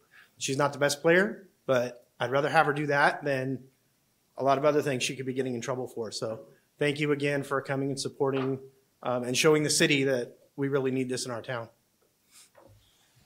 Great. And keep going down the line, might as well. Sure. Thank you all so much for voicing your concerns and your ideas. And especially, I am impressed with all the kids in the audience right now. You guys can get up and wiggle around. You've been so patient. It's very impressive. I feel like I do need to share that I hear you. I'm the most veteran member on this board. Is it like 9 years, Sherry? Somewhere around there? Okay. And I also am having deja vu, like some of you have mentioned, or triple deja vu, whatever that, I don't know the word for that. And so I'm sitting here listening, and I want to just share where I think this board has gotten stuck in the past, where we have made recommendations. That's all we can do as an advisory board. Recommendations go through staff to city council. Sometimes it doesn't make it to city council. A lot of times where our conversations get stuck is in asking us to then prioritize this over that. Like, you can either say you want fields improved, or you can say you want the aquatic center improved, and you have to prioritize. And then that really filters through the city manager's office. And so a lot of times those comments and those priorities don't even get to city council if the city manager's office doesn't put it through in their CIP budget recommendations. So I felt like that was really important to share publicly, that process of where I feel like this board and our recommendations have just stalled out in the past. So hearing you today, though, and another thing that's a little tricky just to disclose is on our agenda, you'll see there are 3 public hearings, and only one of them also includes possible action. So that means we can't even make any recommendations, formal recommendations tonight. So I wish that had included a possible action so we could do that. But with all that being said, I am going to make some recommendations, and then I'll defer to the chair to do what you want with it. Sure. So I have a lot of confidence in the grants manager that the city hired. That is a great hire. And I don't feel any reluctance to say that publicly, that the grants manager might be one option for getting some of this, but I think they'll need some help and a way for you all to share what you know about those grants available. One of the first speakers shared a lot of grants, and my pen ran out of ink. So please share that, and maybe we can share how to do that when it gets down to your turn, Vice Mayor. And then also, we don't have to be stuck in the CIP budget or the next America's Best Community award. I think there are options that for some reason we haven't explored because there's this idea that the city won't support it, our voters won't support a bond for fields. And that's not true. They've done it, and we have the beautiful facilities at the high school to prove that, and other schools in the city. So I would like to recommend that we not only help facilitate some recommendations getting to the grants manager's office, but that we also ask for those focus groups to occur so that it's done right, and so that there's a really good understanding of all that is needed, and not a study, not an assessment, not a year-long $1 million contract, to just with people that are here. And then third, I would request that this board learn about all of the funding options to support fields. And I think that's it for now. Thank you. Thank you. Before we move on to you, Ms. Butler, I just want to talk with the director. As far as some of her requests, did you need anything from us about that, or? Really, tonight was just kind of an introduction, grab some feedback. I do expect this to be an agenda item again, and then we can talk specifics and get recommendations from the board. Great. Yes. I totally agree that you are to be thanked. All you hardworking coaches and some of the players that are here this evening. But I kind of disagree with a couple of coaches that said, that they're looking to us, that we're supposed to figure out what it is you need. That's not the way it works. What you're doing tonight is what we need.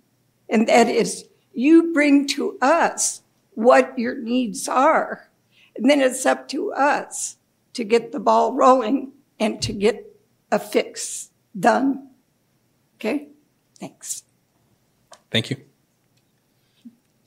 This isn't really a comment or a question as much as it is a praise. Again, thank you all for coming. I'm excited that we have an item on our discussion that drew you all here to use your voices and spark change. So that's a big thank you to all of you. Thank you all for coming. Spot on comment for sure. I have some comments, but did you want to go first? No, sir. You guys are the advisory board to us, so I want to hear all of your comments and their comments, and then I'll kind of give you some of my ideas as we move forward. Great. Just a couple things, just to kind of spark off of a couple of the comments that other board members have said.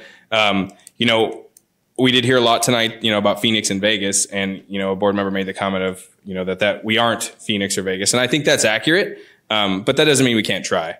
It doesn't mean we can't be better.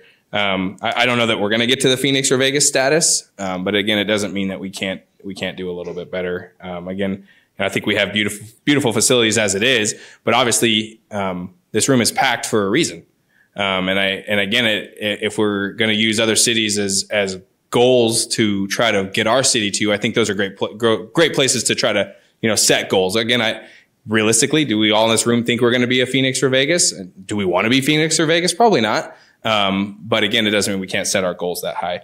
I do want to talk about, that we are an advisory board. But this is what this board exists for, is exactly what's happening tonight.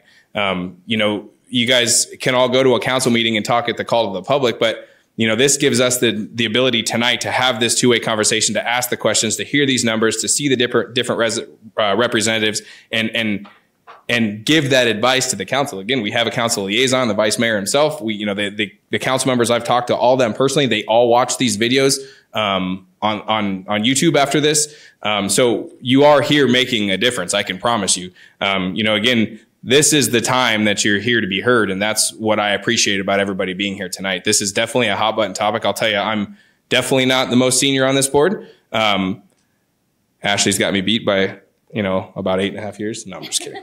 But again, this is the biggest crowd that I've seen on a topic here. We're talking, we've had topics on the board like the Downtown Catalyst Project. I mean, this next item we're going to talk about is spending $3 million. Now, some of that is grant funding and things like that, but we're going to talk about spending $3 million or advising the city to spend $3 million. And we've had countless meetings where we've had less than a handful of people show up. So obviously, to me, this is important. Again, I think that the council will see this, so don't feel like what you're doing tonight is going unheard by any means.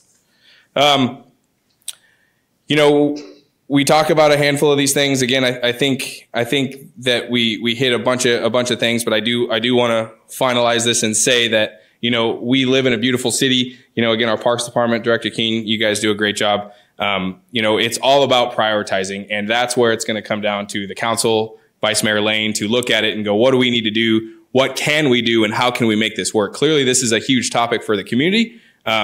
This is something that we need to try to do and need to fix. And how can we make that happen? And I have the utmost faith in our council to try to do that, especially after tonight.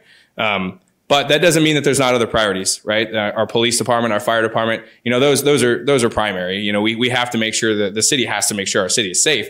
But again, that doesn't mean that we can't be, up there. The parks can't be up there somewhere. But that's where this tonight comes into play, is you guys say what you want to happen.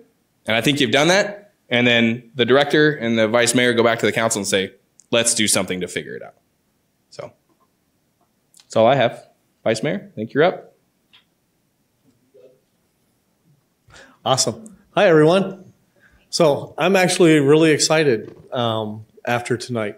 So Ms. Pasquale said she's the senior member on this group. I'm the junior member. Now, this is my second meeting being on this Parks and Recs board. And we're glad to have you. Welcome. Thank you. Initiation. I have waited 7 years to get the opportunity to serve on this board. This was one of my reasons that I wanted to come on the council. There was a couple of them, but one of them was Parks and Recs and the youth of our community. A lot of you in the audience, you know me, you know my history, you know my background. I have grandchildren that live here in this town. I used to coach Little League here in this town with my grandkids. I know what kind of condition the fields are in. We heard plenty of that. We know the fields need work. Everybody up here knows the fields need work. Everybody in the city knows the fields need work. So then we come to money. Where do we get the money to do that? We have X amount of dollars. And I will tell you, we're in budget negotiations right now. Bless you. Mr. Keene fights for every dollar that he can get. His budget comes out of the general fund, and so does police and fire. And we have citizens that are pushing for another fire station right now, which is millions and millions of dollars. And not only do we have to build the station, but then we have to hire the people to staff it and buy the equipment to put it in there. So there's a lot of money that has to come out of the general fund, and this is just one of them. But that doesn't mean it can't be done. There's lots of ways to make this work. We've heard a little bit about this. And one of the most exciting parts that I've heard tonight is you guys didn't come to us with just problems. You came with some solutions.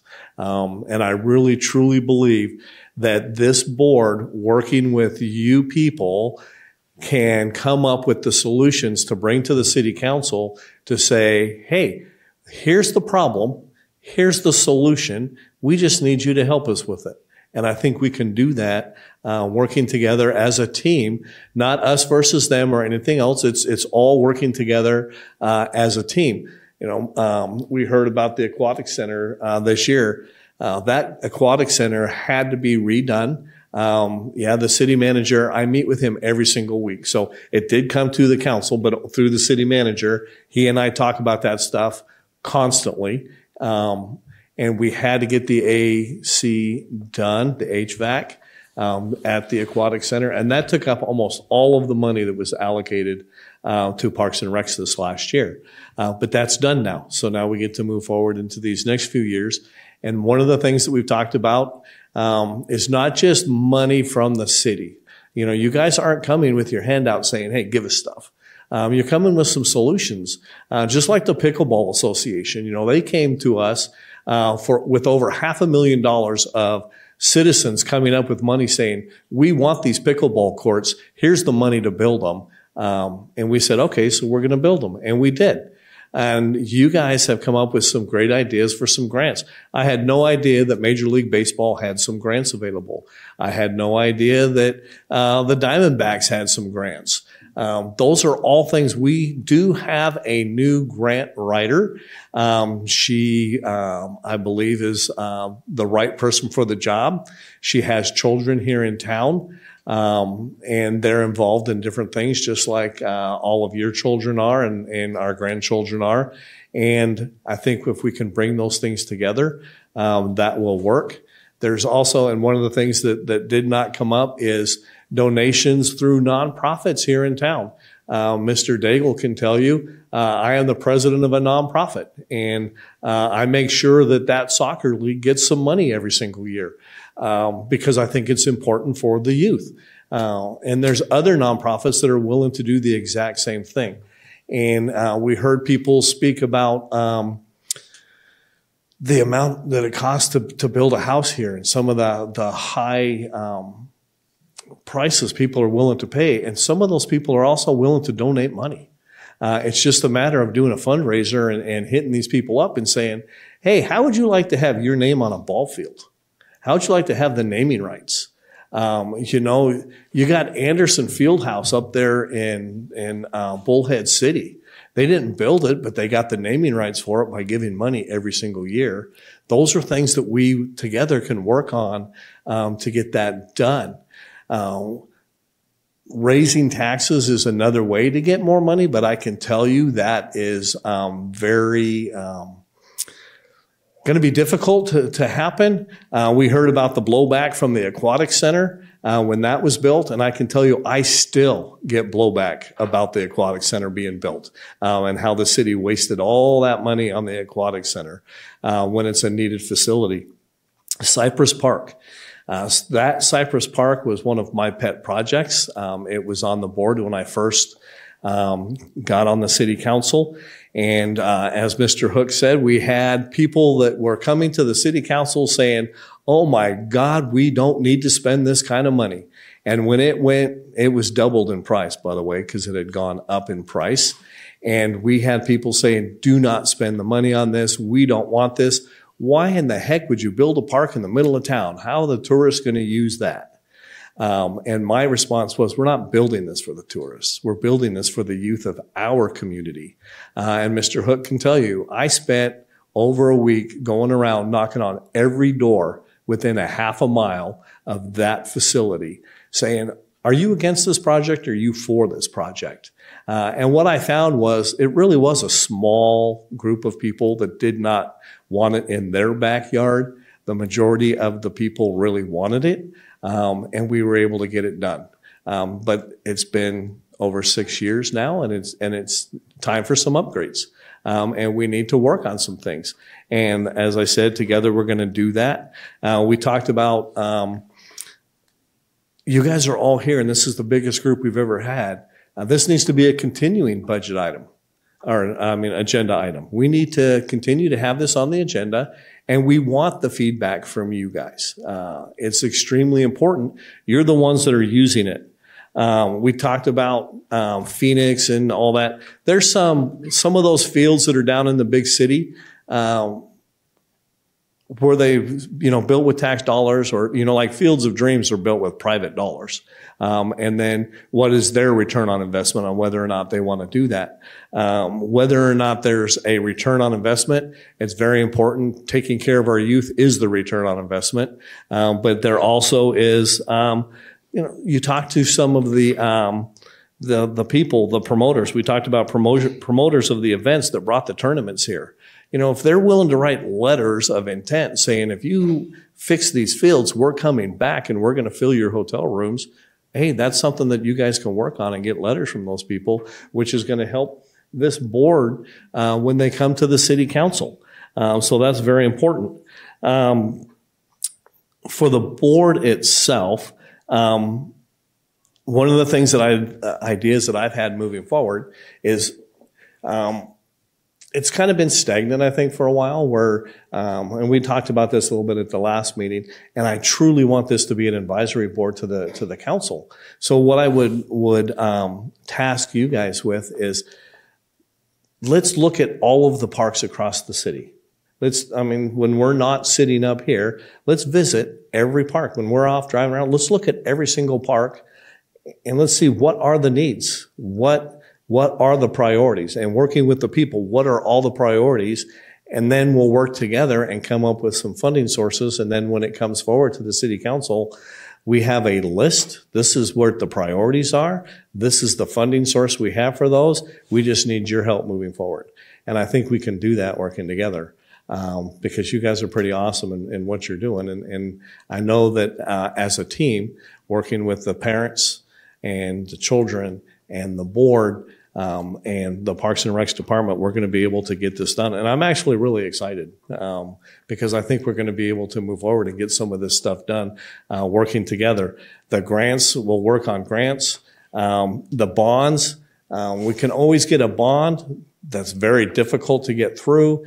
If you all remember Prop 409 to get the bond and the override through, the first time we tried to get that bond for the school fields, it failed. Do you remember that? It didn't work. And it wasn't until they put together, the school district actually put together a committee to really educate the people in the city on what this bond and what this override will do. Then we were able to get that bond and that override. And then on the heels of that, we were able to use that same model for the Prop 409 and get rid of the expenditure limitations so that we can actually spend some of these funds that we were able to get. So, yeah, I'm pretty excited about working on this together with you guys. And I think we know what the problem is. We've identified the issue. So let's look at all of our facilities. Let's put a priority list together. Let's come up with some funding sources. It sounds like you guys have a lot of good ideas with that. Let's work with our nonprofits and let's see if we can get some of those fields fixed sooner rather than later. So with that, thank you, Mr. Chairman. Thank you. Great points, and I appreciate some of the clarity. I'm sure everybody in this room does as well. Any final thoughts? Okay, I would just tell you, all of you in this room, thank you again for coming. I know that this was a later meeting. I'm sure it's past, Dom's bedtime over there. I see him sleeping. Again, thank you guys. We appreciate you. I would just tell you, if you do have any of those ideas, those grants, get with one of the board members. We'll get it to staff and we'll get moving on it. All right. We'll move on to item 7.1, discussion and possible action, the Downtown Catalyst Project update. Director Keene.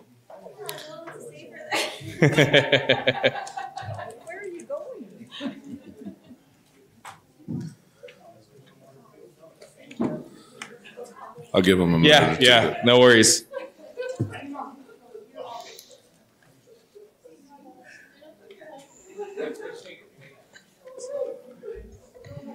Just please remember, we're still trying to conduct a meeting, guys. Thank you, though.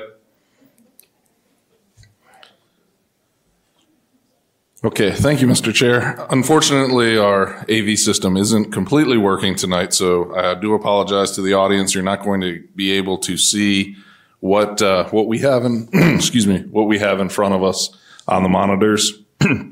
But we'll kind of go through. This is the presentation that will be given to City Council tomorrow night by Dig Studios. So I do want to make a disclaimer. This it's very different to give someone else's presentation. So I don't have all the inner workings, but we're going to kind of go through exactly what council will see tomorrow night.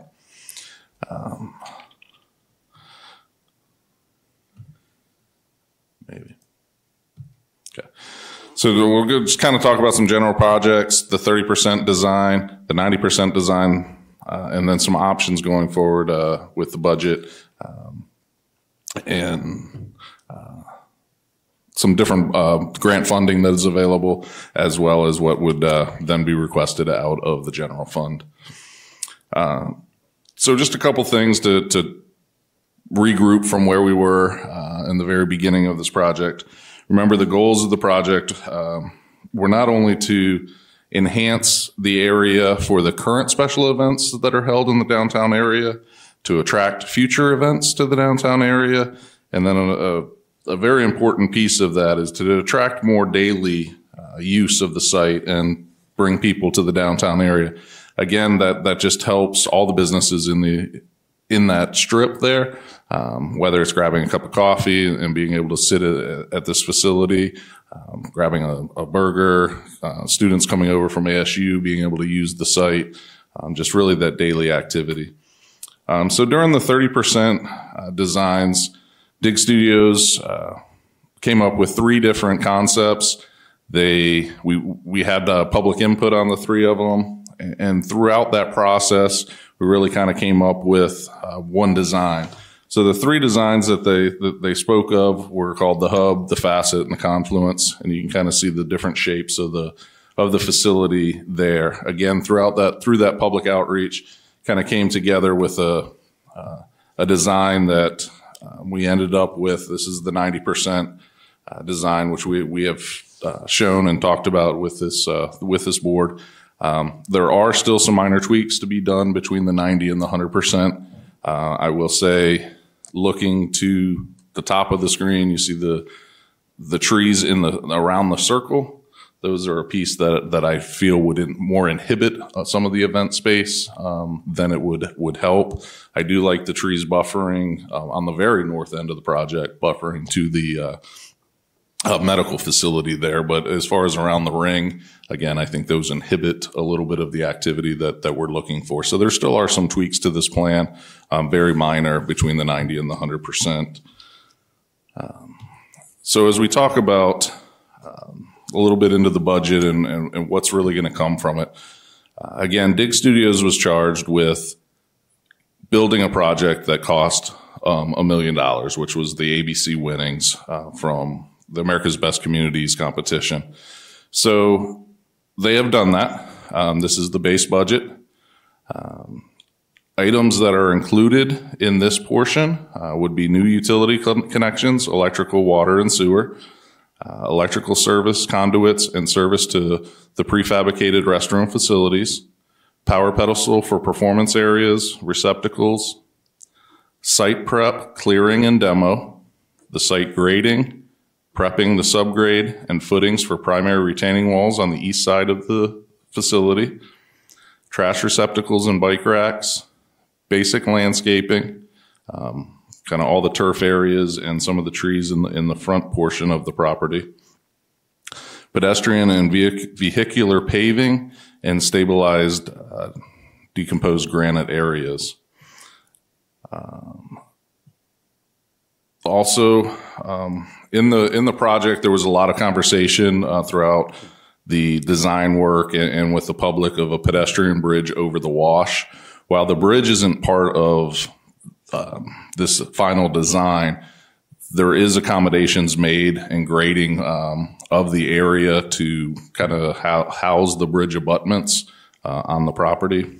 So that's what that single star is on the top. And then the second phase is opposed to, there is a potential, some savings if we as a city are able to do some of the excavation and or find places to put the dirt, as opposed to having to dispose of that in a different method. So there could be some cost savings there.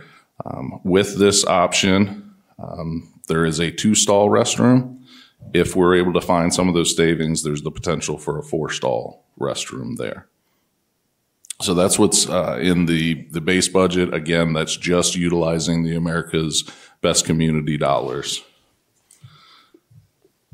The next option is utilizing those America's Best Community dollars plus the $1 million grant that we're in the workings with Arizona State Parks and Trails. Again, everything is looking very positive into that. We won't know for definite until sometime later this summer if we receive those $1 million. So this project, or this option, includes both of those put together. So approximately $1.8 million there. So we would get everything that I just talked about in the first option, plus the columns for the colonnade columns that you'll see in the next option hold the shade structures. So we would have the columns, but those columns will hold electrical and lighting. All the site landscaped in the DG area, so that's kind of that green area that you're seeing there. Seat walls, benches, picnic tables, the remaining power receptacles, and the remaining furnishes and signage. With this would also come a second 4-stall prefabricated restroom unit, or we might stretch that in, as opposed to having 2 separate 4-stall units, to make it one 8-stall unit. Would save a little bit on air conditioning and that type of units. So not included in this option would be the shade canopies and the canopy lighting and some decorative wall screening around the restrooms. So those are all included in the third option, which would be the full build out. So this option is basically, excuse me, total cost of around $2.7 million. So that it would require a $900,000 additional funding out of the general fund.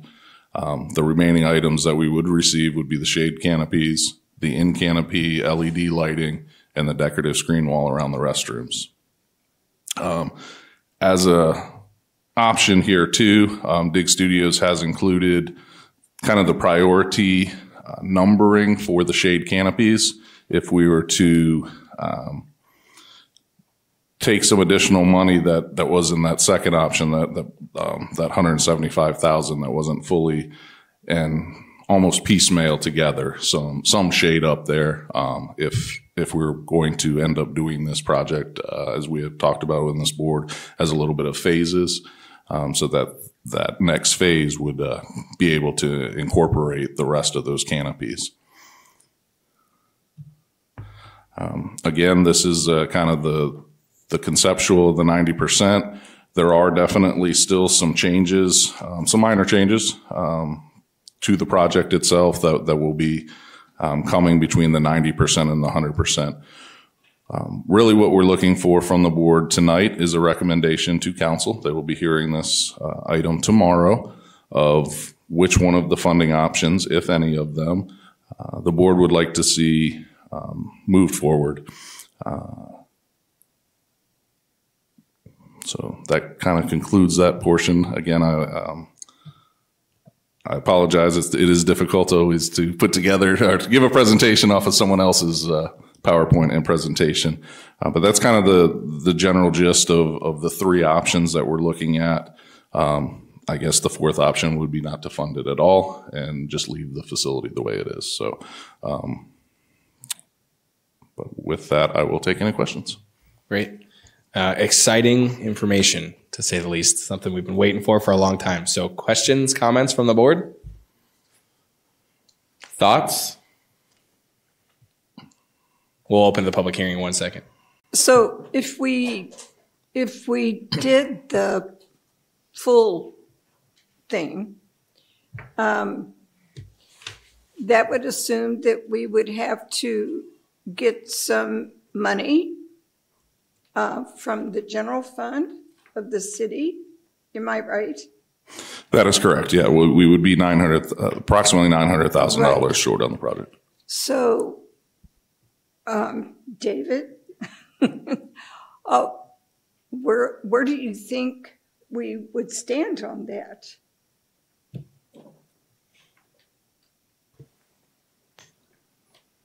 You know, that's something that will have to be discussed with the whole council. Really, what I'd like to hear from you guys is what your thoughts are. Where would you like it to go? Do you want the full build out? Do you want the partial build out? You heard from people tonight that there's other funding things that need to be funded. Do you think that the city should spend the $900,000? I'm really here to hear what you guys have to say. And, you know, you guys have been working on this project for a long time. You've done a really good job with it, and I appreciate what you've done. The citizens of the community want this project. So it's one of those things. I don't want to advise you because I want you to advise me.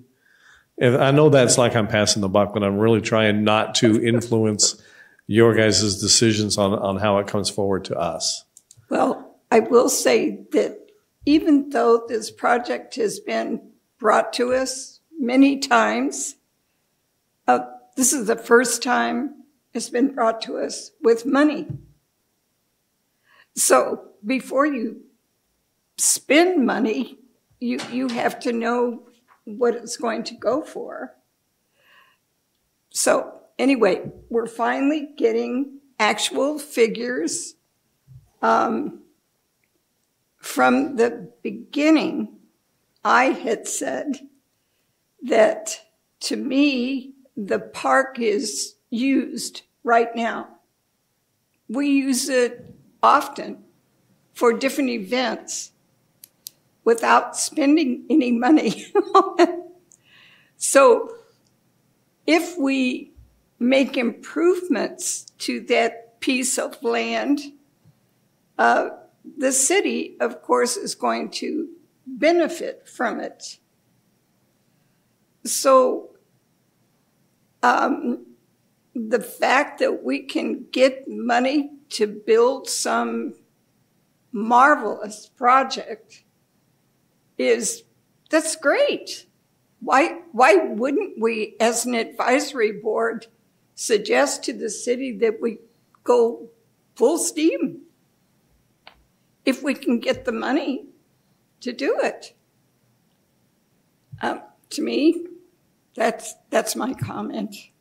And Mr. Chairman, and if I may, it's very difficult for Mr. Keene to present somebody else's idea here, and the dollars that are posted on here, that is the studio's estimates, correct?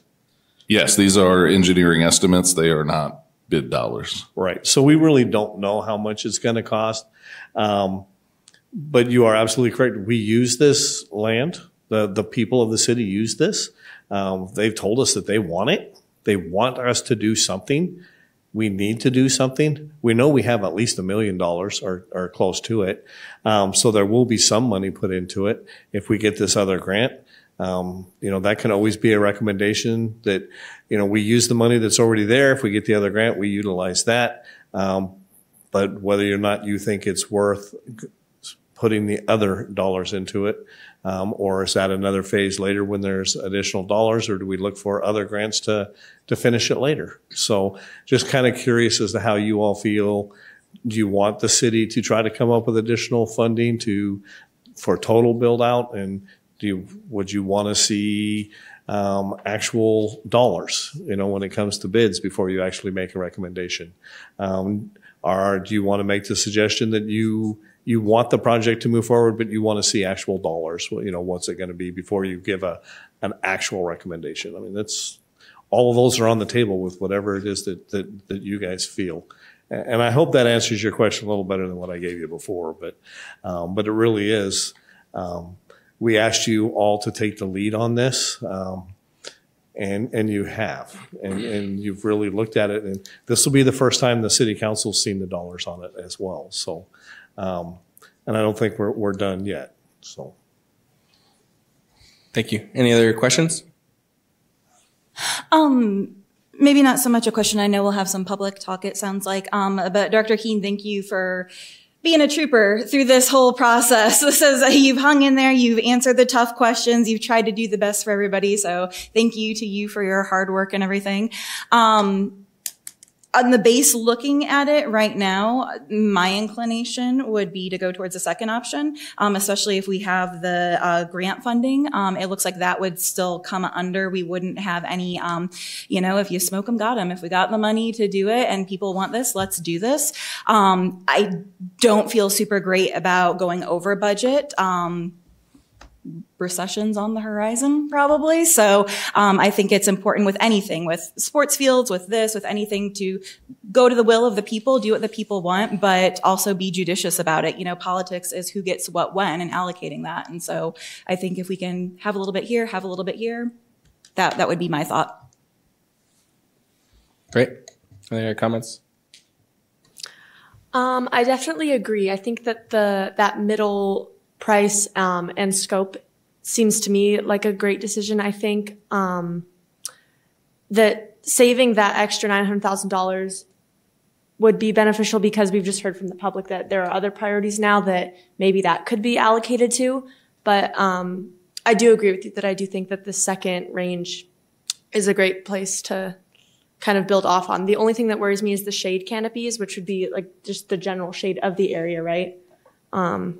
I think that leaving that out just worries me because of the summer, the heat we get, but it's not like a big worry, I guess, in the sense that I would rather have this great resource and this park than have a shade canopy. So that's all I have to say. Thank you.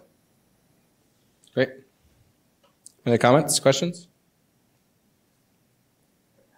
A couple questions I have is, so essentially option 2 versus option 3. Option 3 just gets us the shade canopies is the only difference. Yeah, shade canopies, some lighting that would go underneath those, and then that decorative screen wall around the restroom, so you don't just have the restroom sitting there on McCulloch. One of the, again, and through the public comments, one of the big things we did here was the need for shade. And so that's why that is there as that third option.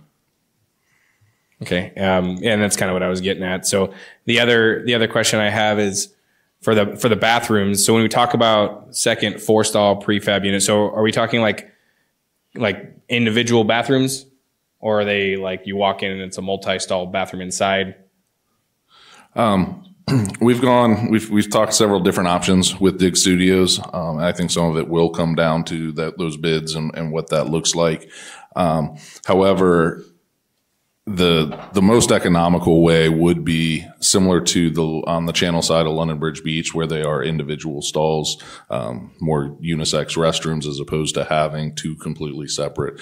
There's just those individual restrooms on each one. And again, that would be able to be either a 4 or 8 stall unit. Awesome. So before we open it to the public, I would just tell you, and maybe we'll hear from them tonight a little bit more, but from the town halls that I've attended and all the speaking I've had with the public, is the biggest things they wanted was bathrooms and shade. So I do have a little bit of a worry, and obviously hearing on the board, maybe sounds like some of the sentiment is just to go without the shade for now. I just worry that what are we accomplishing? Again, the two things that everybody said was bathrooms and shade. Well, if we only do the option 2, we're essentially cutting half of what they want out. I don't know that I'm necessarily for or against either option at this point. I guess that would be my concern, is if we're going to do this for what the public wants, why do we not want both of the items that they're asking for? I just don't know at this point what the benefit would be to spend, to spend all this money, whether it's grant funding or not, on something that we kind of already have, with essentially only adding the bathrooms with the space. I think if we're going to do it, we do it right. Again, that's usually my goal. Again, $900,000, I think in the grand scheme of things isn't a lot in the city's large budget. Again, I don't know though. Again, I'm not saying I'm either way at this point. I don't know. I think I would just be interested, obviously, to hear what these people here have to say. But to lose the shade, or to lose the grand scope of the entire project for $900,000. Obviously we don't know exactly what that's going to be, but to lose the entire scheme of things for that amount of money, I don't know if that would be beneficial. So those are my comments. Chair. Any questions, comments before we open it to the public? Chair, Yes, Alex sir. Ross. Yeah, just a quick comment. We know how it is when you come back and ask for more later. It usually gets tabled. And we got a chance here to do it right the first time and make a recommendation to council that we do it that way, and that would be my recommendation. Thank you. Great, thank you. Okay, this is a public hearing, so I will open it to the public for discussion of the Downtown Catalyst project. This is originally what I came for tonight, but I had to speak up before. And I have to echo something Alex said. If you could just say your name one more time again. If you're going to do it right the first time. We've seen so many times in this town, at least me over 44 years. Sir, sorry, we just need to know your name one more time for the record. My name is David DuPill, for one more time. Thank you. But over all these years, you see what's going on with everything else. You have to do it right the first time. Because once you say, okay, we're going to wait for the other phase, we're going to be looking at 10, 12, 20 years down the road. We might be looking like the Arch and never get it done. We need to get that project done. You look at how much money comes in on Main Street right now. Look at the bar and restaurant tax money that comes in. The more we do in that area, and the more people we bring up in that town, more revenue that's coming in the city that hopefully will be going into the parks and in a lot of things that are going on. I say if we're going to do it right the first time. One of my main concerns is that's going to have to be addressed, which Dig Studio didn't address, was parking.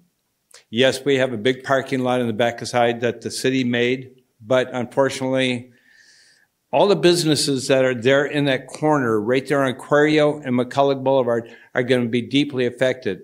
I wish they would look at the project and see maybe about putting diagonal front parking on McCulloch and on Aquario going up the other side. Look at some, at least they help alleviate some of the parking. Because right now we've been facing a parking problem because of Thursday nights and everything else. It's something that's going to have to be addressed. I'd like to see it addressed now, then later down the road when it's too late and we lose some of those businesses. But if you're going to do it and do it right, let's get it done. Go for the gusto. Let's find a way. Let's get it done and done right. Great. Thank you.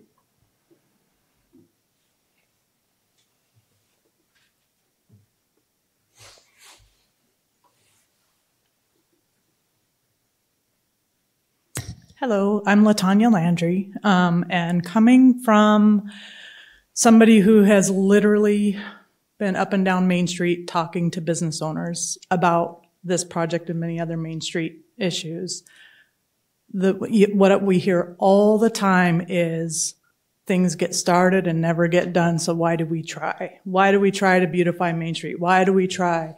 Why do we put forth effort?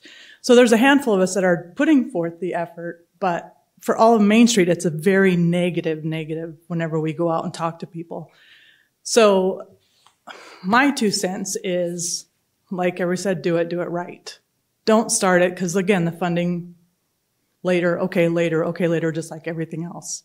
So if we had a project and we completed it, I mean, I feel like for Main Street, that would be a huge plus. And I think it would build morale. I think people would put more into their businesses. I think people would truly appreciate us being heard, for one, that they would like something finished that started, instead of, oh yeah, that project, yeah, that's never going to happen. Or yeah, they'll start it and it won't be what we want or what we, you know, of course it'll never be what everybody wants, but you know what I'm saying? It'll never get finished. So I'm not even going to, you know, so this for me, for being able to go around to Main Street and say, hey, look, the decision is to do it right, that would be pretty amazing. Just my 2 cents. Great, thank you.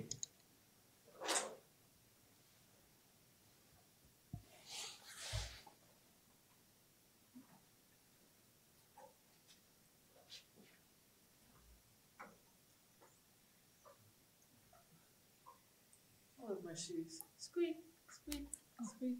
Sorry. Hey, Bonnie Toy. I have a couple of odd questions, and I don't know if it's obviously too late because I'm not someone who understands the whole process. But when you guys are designing, well, when I heard you say over again that design screen shades, I was wondering if if you guys anticipated helping having artwork done by like the schools or different artists. I know there's the Havasu Art Project Association. Is that right? The HAPA, Public Art, Havasu. Okay, so I forgot their name too. But I didn't know if, when you guys are designing all of that, if you guys have included using public participation in beautifying the area in some way, or if that was too late, and if you're just going to put up plain brown buildings. Also, are you going to put up ring cameras around the bathroom areas and the shade areas for protection from vandals who are going to vandalize the area because they think they can? Because have you seen the lighthouses every now and then? They finally put ring cameras or cameras out on some of the lighthouses. I really like the lighthouses. Anyway, I just didn't know if it was too late in your project, and where would somebody make that suggestion at what point in time? Because I know the city's going to have future projects. So. Sure. So I'll let the director answer it, but was security or cameras and part of this? Yes, we have talked about security regarding the bathrooms, the time that they would lock, those types of things. Cameras are definitely a possibility there. We've talked about the addition of Wi-Fi that will help the ability to have those cameras. As far as the art end of it, we have talked with Dig Studios as far as that decorative screen wall, what that could be. And so we're in some of those conversations of what exactly that would look like and if there are any opportunities to include any local artists. Great answers. Thank you. And by chance, do you know when somebody, if your city is going to have future projects, obviously, hopefully, improve sports fields and stuff like that, at what point in time would somebody bring that thought process in the process? Obviously, if it's too late at this point in time, it would need to be brought up at what point in time?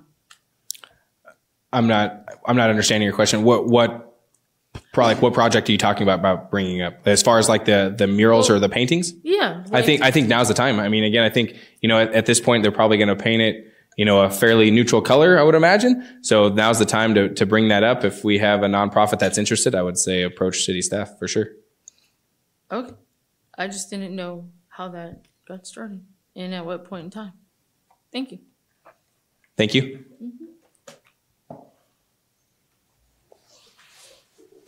Hello, Reagan Ross with Go Lake Havasu and also a business owner down on McCulloch.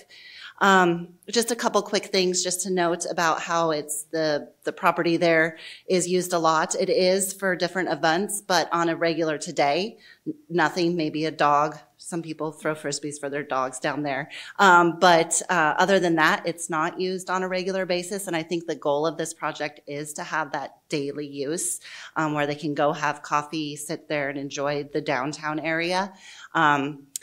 Part of my role at Go Lake Havasu has been helping the Main Street Association become active again, which we have been for a year now. And I was asked to send out a survey to all of the merchants down there of what they wanted to see from this. We did get some responses back. Cameron Moses, Council Member Moses, sits on our board as advisory for downtown. And he asked for us to share those. The number one, bathrooms. Number two, shade.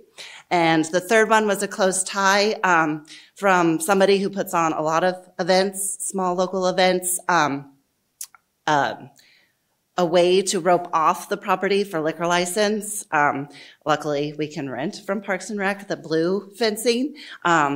It's not the most appealing looking for an event. So I know I speak with the chamber often. So they do events down there and just an easy, the liquor board doesn't require like a wall. It just has to be a designated barrier. So maybe in those columns somehow there's just literally click up chains and there you go. That's the liquor license barrier. And the second was electricity.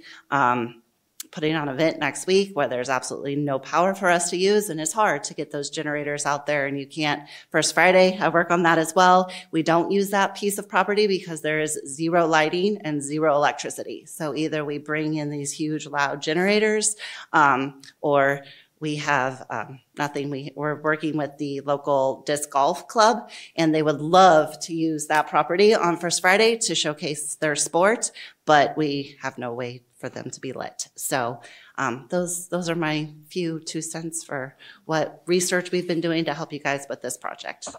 Any questions? Okay. Great. I'll just tell you, I mean, the survey, great job. That's definitely helpful, I think, to all of us up here on this board. Would anybody else like to address the board? Go ahead, sir.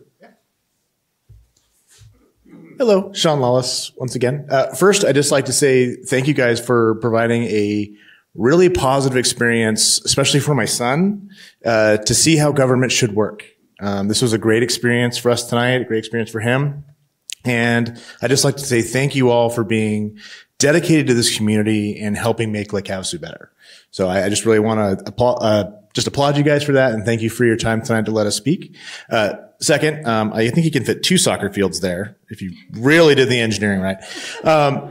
But no, I think just to kind of go off what Reagan said was, yes, it's a great space. It's a space that's utilized often by events, but doesn't have the infrastructure needed to have those events in a way that's really appealing for the public. The generators are loud. There's no water or other facilities, especially if you want to have like food, to have that way to to meet the health department requirements. Plus, you're right, there is no shade and bathrooms. And that's a critical access on McCulloch where it would be utilized for every event that goes on in McCulloch, either as a primary or a tertiary event that another nonprofit could use to tag on to a bigger event. So I think it's vital that you guys go for the gusto. Give it to council and let them make that decision and say, hey, this is what the public wants. This is the total cost. Let them pare it down, but at least give them the option to do so. And I think that sending it less than option 3 really is doing a disservice to the people that put the effort into the project and the citizens that want that project to be developed.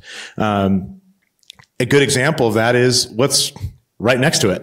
A couple of columns with no arch, right? So we want to make sure that projects are given and built to a level that, that they're complete. They're not done 80% or 90%. So I think that's a very vital thing for you guys to say, hey, this is what it's going to be the best possible option, and send that to council in a way and let them pare that down and say, no, we don't have the money or whatever. But at least you gave them the best possible choice to do what's right, especially in that area. And I think that would be a great option. So thank you. Great. Thank you. And credit to your son for sticking this out. I'm ready to go home already. I'm shocked he's still here. No, I'm just kidding. Anybody else?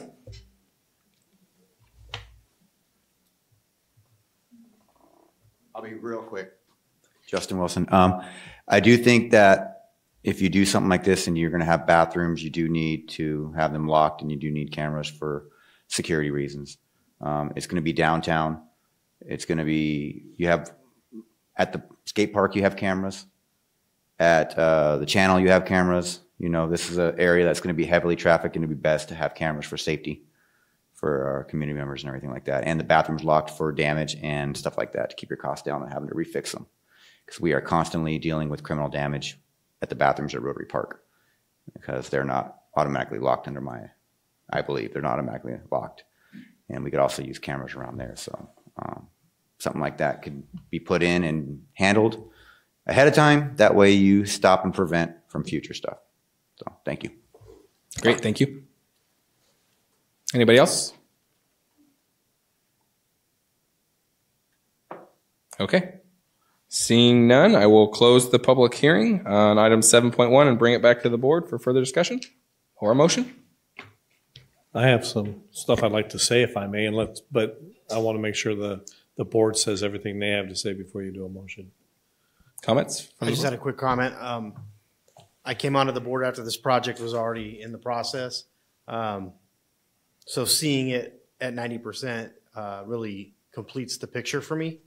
I'm looking at it from a point of view where there's $1 million already set for it, and then there's a second grant where there could be $2 million. So completing the project how it should be, with the shades, with all the bathrooms, with security, lighting, and cameras, it costs about $900,000 is what it would be over. So I look at this whole project as being completed for about $900,000. So why not complete it the way it should be completed, rather than just complete it for what's available right now and then try and do something later. Like we've seen with a lot of projects, they just don't happen.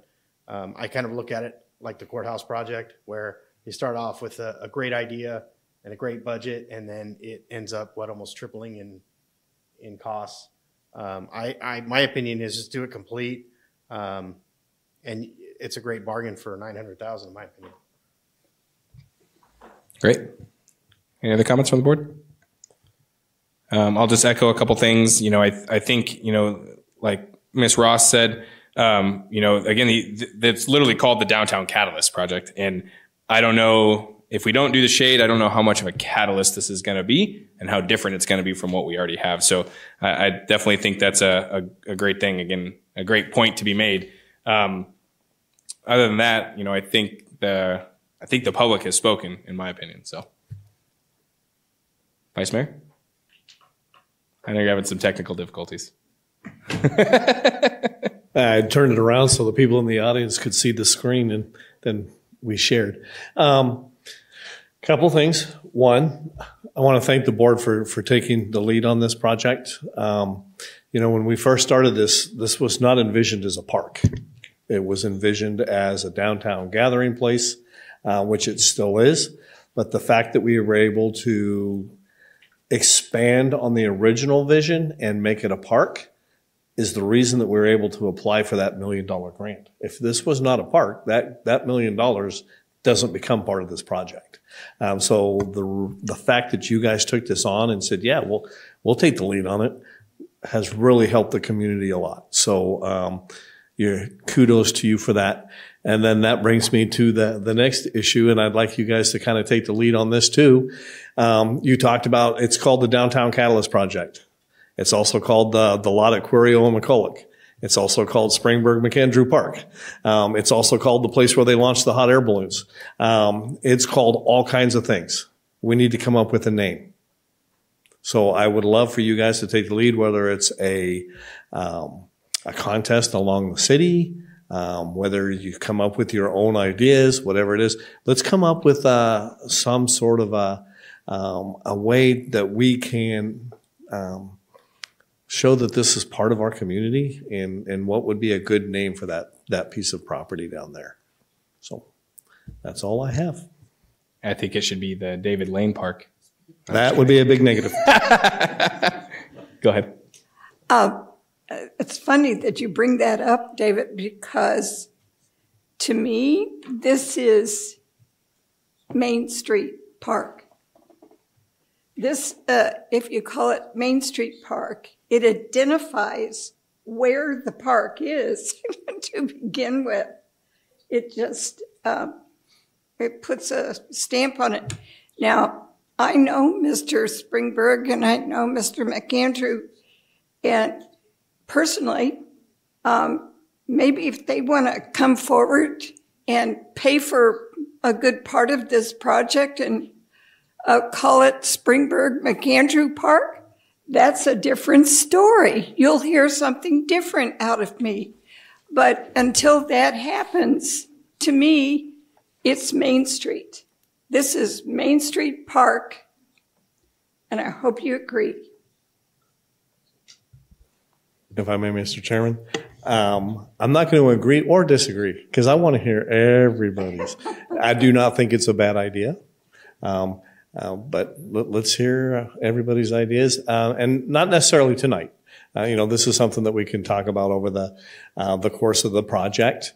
But I absolutely agree with you a lot. That's another name that people call it. So let's talk about that and see what you guys think.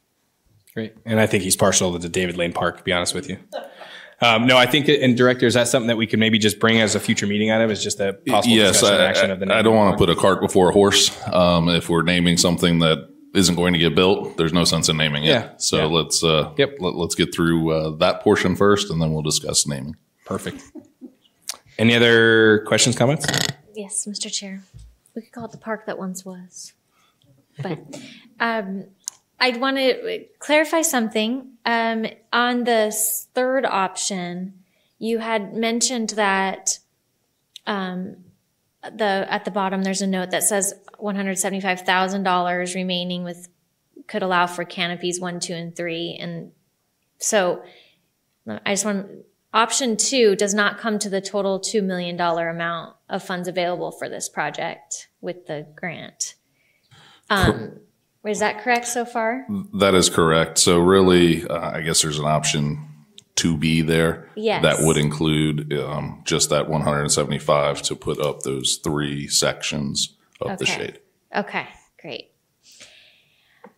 And unless someone does want to pay $900,000 to name the park, that would be an option. I would like to make a motion and see where it goes. Sure. If we could call option 2B, where the full $2 million is spent and it does include the 3 canopies for shade, I would like to make a motion that this board recommends that option. So option 2 with the 3 shade canopies added. I second that. All right, we have a motion and a second. Do we have discussion on this item or on this motion? Yeah, that was kind of my intent. I'm glad you said that because, I wasn't thinking no shade. I was looking at, option 2 with 3 shade options. it would be awesome if we decide to do the 900,000 and have shade. That is great. Like you said, what people want. That's one of the main things that people are looking for. I know, okay, when are we having events? When are we out there? I'm not going to be out there in 120 degrees sitting out there having a coffee and stuff. So the shade I think is important, but when it's really that hot, are we going to need it? But, yeah, I'm tired. I'm sorry. Sure. I'll touch on that a little bit. If we, this is our time to actually take action on something, which with this board has been a rarity. No offense. But I would just say that, again, I think the public has spoken. They want shade and they want bathrooms. So, like a couple of the public here tonight has said it, our action tonight isn't spending the money. Our action tonight is making recommendations on what the public wants. And what's our job here as an advisory board is to listen to the public. So as much as I do understand where maybe you two are coming from, in my own opinion, I don't know that would do the best for what the public wants. Again, we're not voting tonight to spend $3 million. That's not what we're doing. We're voting tonight to recommend what the public wants. We're advising the council what the public wants. So my worry would be if we proceeded to this is that the council then goes, well, the public obviously didn't want that much shade. So, I would be worried to pass that motion for us as a board to make that recommendation. Because again, like I said, we're not spending that money. The council may get this, even if we recommend to spend the full $3 million and say, we don't want to do anything with it. We're going to leave it as a grass field.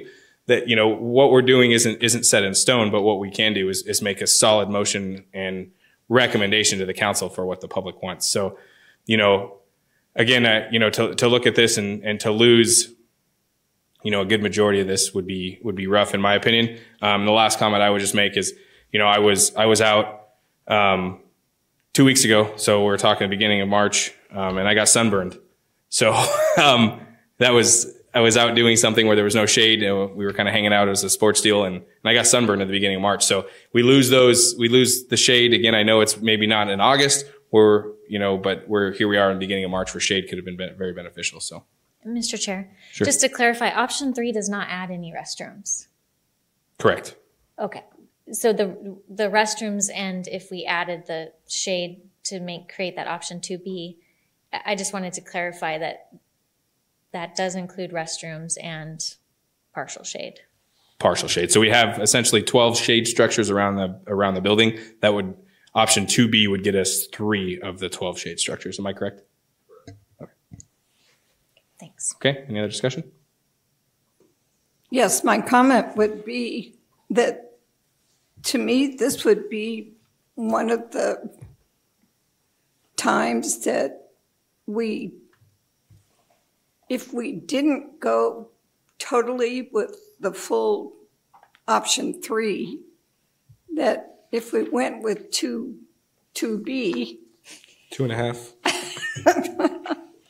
that the very first complaint that we start hearing is we didn't put in enough shade canopies. Remember, the shade is one of the main things that the public wanted there. And the main thing that's missing from this piece of property is some shade. So I just say, again, I think we can get this money, and I think that this board ought to move ahead and propose all 3. Thank you. Comments? Other comments? Go ahead. Chair, do we have a motion and a second? And yes, we do. Where do we proceed? We do. We're discussing. Do we need to rescind that motion in a second or amend it? You need to vote on it. It's got to be voted on at this point. I recommend we proceed quickly. Yeah, I'd like to just call for the vote, please. And then if it Okay. dies, you can decide Okay. if you want another motion. All right. So we do have a motion. All those in favor signify by saying aye. Aye. I think. So we're saying in favor of 2B. It was your motion that you seconded. Yes, aye. Ashley's motion that she seconded. Okay. And those that oppose, signify by saying aye. Nay. Aye. Aye. So it sounds like motion did fail. We have another motion. Alex speaking. I'd like to make a motion that we proceed with option 3, proposal to the City Council to fully fund the Downtown Catalyst Park project. Okay, we do have a motion. Looking for a second. I'll second. Okay, second for discussion. I'll just share my thoughts on why I didn't want to support this initially was because I would like to be a good advisory board to the City Council, and not saying that this recommendation would not be good advice. I just, and I guess I'm just repeating myself tonight because there have been other times when we do recommend the full shebang and then City Council goes an entirely different way because of the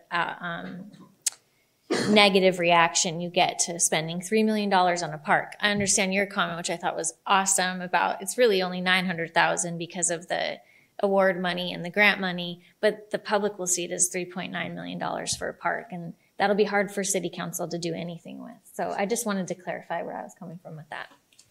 No, I think that's a great clarification, and I see where you're coming from. And my only thing would be, as I know, as Mr. Lane has said, I'm hoping the future of these boards will change and what our purpose is. So I definitely appreciate your experience for sure. I would just like to clarify that number too for anyone listening at home. The total cost of the project, it would be $2.7 million, not 3.9. Oh, I added twice, yeah. and I apologize as well. I've been saying 3 million to round up, but yeah, 2.7. Thank you, Mr. Keene. Okay, we do have a motion and a second. Any other discussion? Okay, all those in favor signify by saying aye. Aye. Aye. Aye. Any opposed? Nay. Alrighty, motion passes 7-1. Okay. Alrighty, we will move on to item 7.2, Aquatic Center HVAC project update. Director King. Sure, just a kind of a quick update. We do have work being done again this week. Both day and night work will be taking place. The work will include the completion of the chemical rooms, some electrical connections on the roof, ductwork and piping. We are going to remove the temporary heaters for the pool area that are currently up there, and we'll be setting some condensing water pumps that will feed the units, the dehumidification units in the future. So there's quite a bit of work that will be done this week. They're also working on some punch list items of tiles that were cracked and displaced when we replaced all the sliding glass windows. So project is doing some work, quite a bit of work this week. But again, we do still have quite a delay on some of those larger units. We're looking at late spring, early summer. So that's my update with that. With it, I'll take any questions. Great update as always. Any questions for the director? I think everybody's ready to go home. Okay. Again, I would just say, it's awesome to see it moving forward, and it's great updates to our current facilities. Okay, this is a public hearing. Would anybody like to address the board in reference to the Aquatic Center HVAC project update? Okay, seeing none. Final discussion on that. All right. Move on, and I'm going to remember this time to item 8, future discussion items and then future meetings. So future discussion items, would any board member like to bring forward a future discussion item? I would ask, or I guess maybe talk about the naming of the potential downtown catalyst project update. Could that be something that could be added, or is that something that's already included? Yeah, it's definitely something we can bring back depending on how tomorrow night goes with council. Okay. Would we need a second on that? No. Okay, perfect. Any other future discussion items from the board? All right, moving on to number 9, future meetings. I just want to make sure that the sports fields discussion, I know Vice Mayor suggested that it be a continued conversation. I just want to make sure that. Okay, thank you. No action needed on that? Okay, perfect. That's what I thought. Okay. Alrighty. Again, future meetings, item number 9. Future meetings will be April 24th and May 22nd. Alrighty. Anything for the good of the order? It's got to be a record for the longest meeting. I don't know. No. Alrighty. Have a good night, everybody. I adjourn this meeting.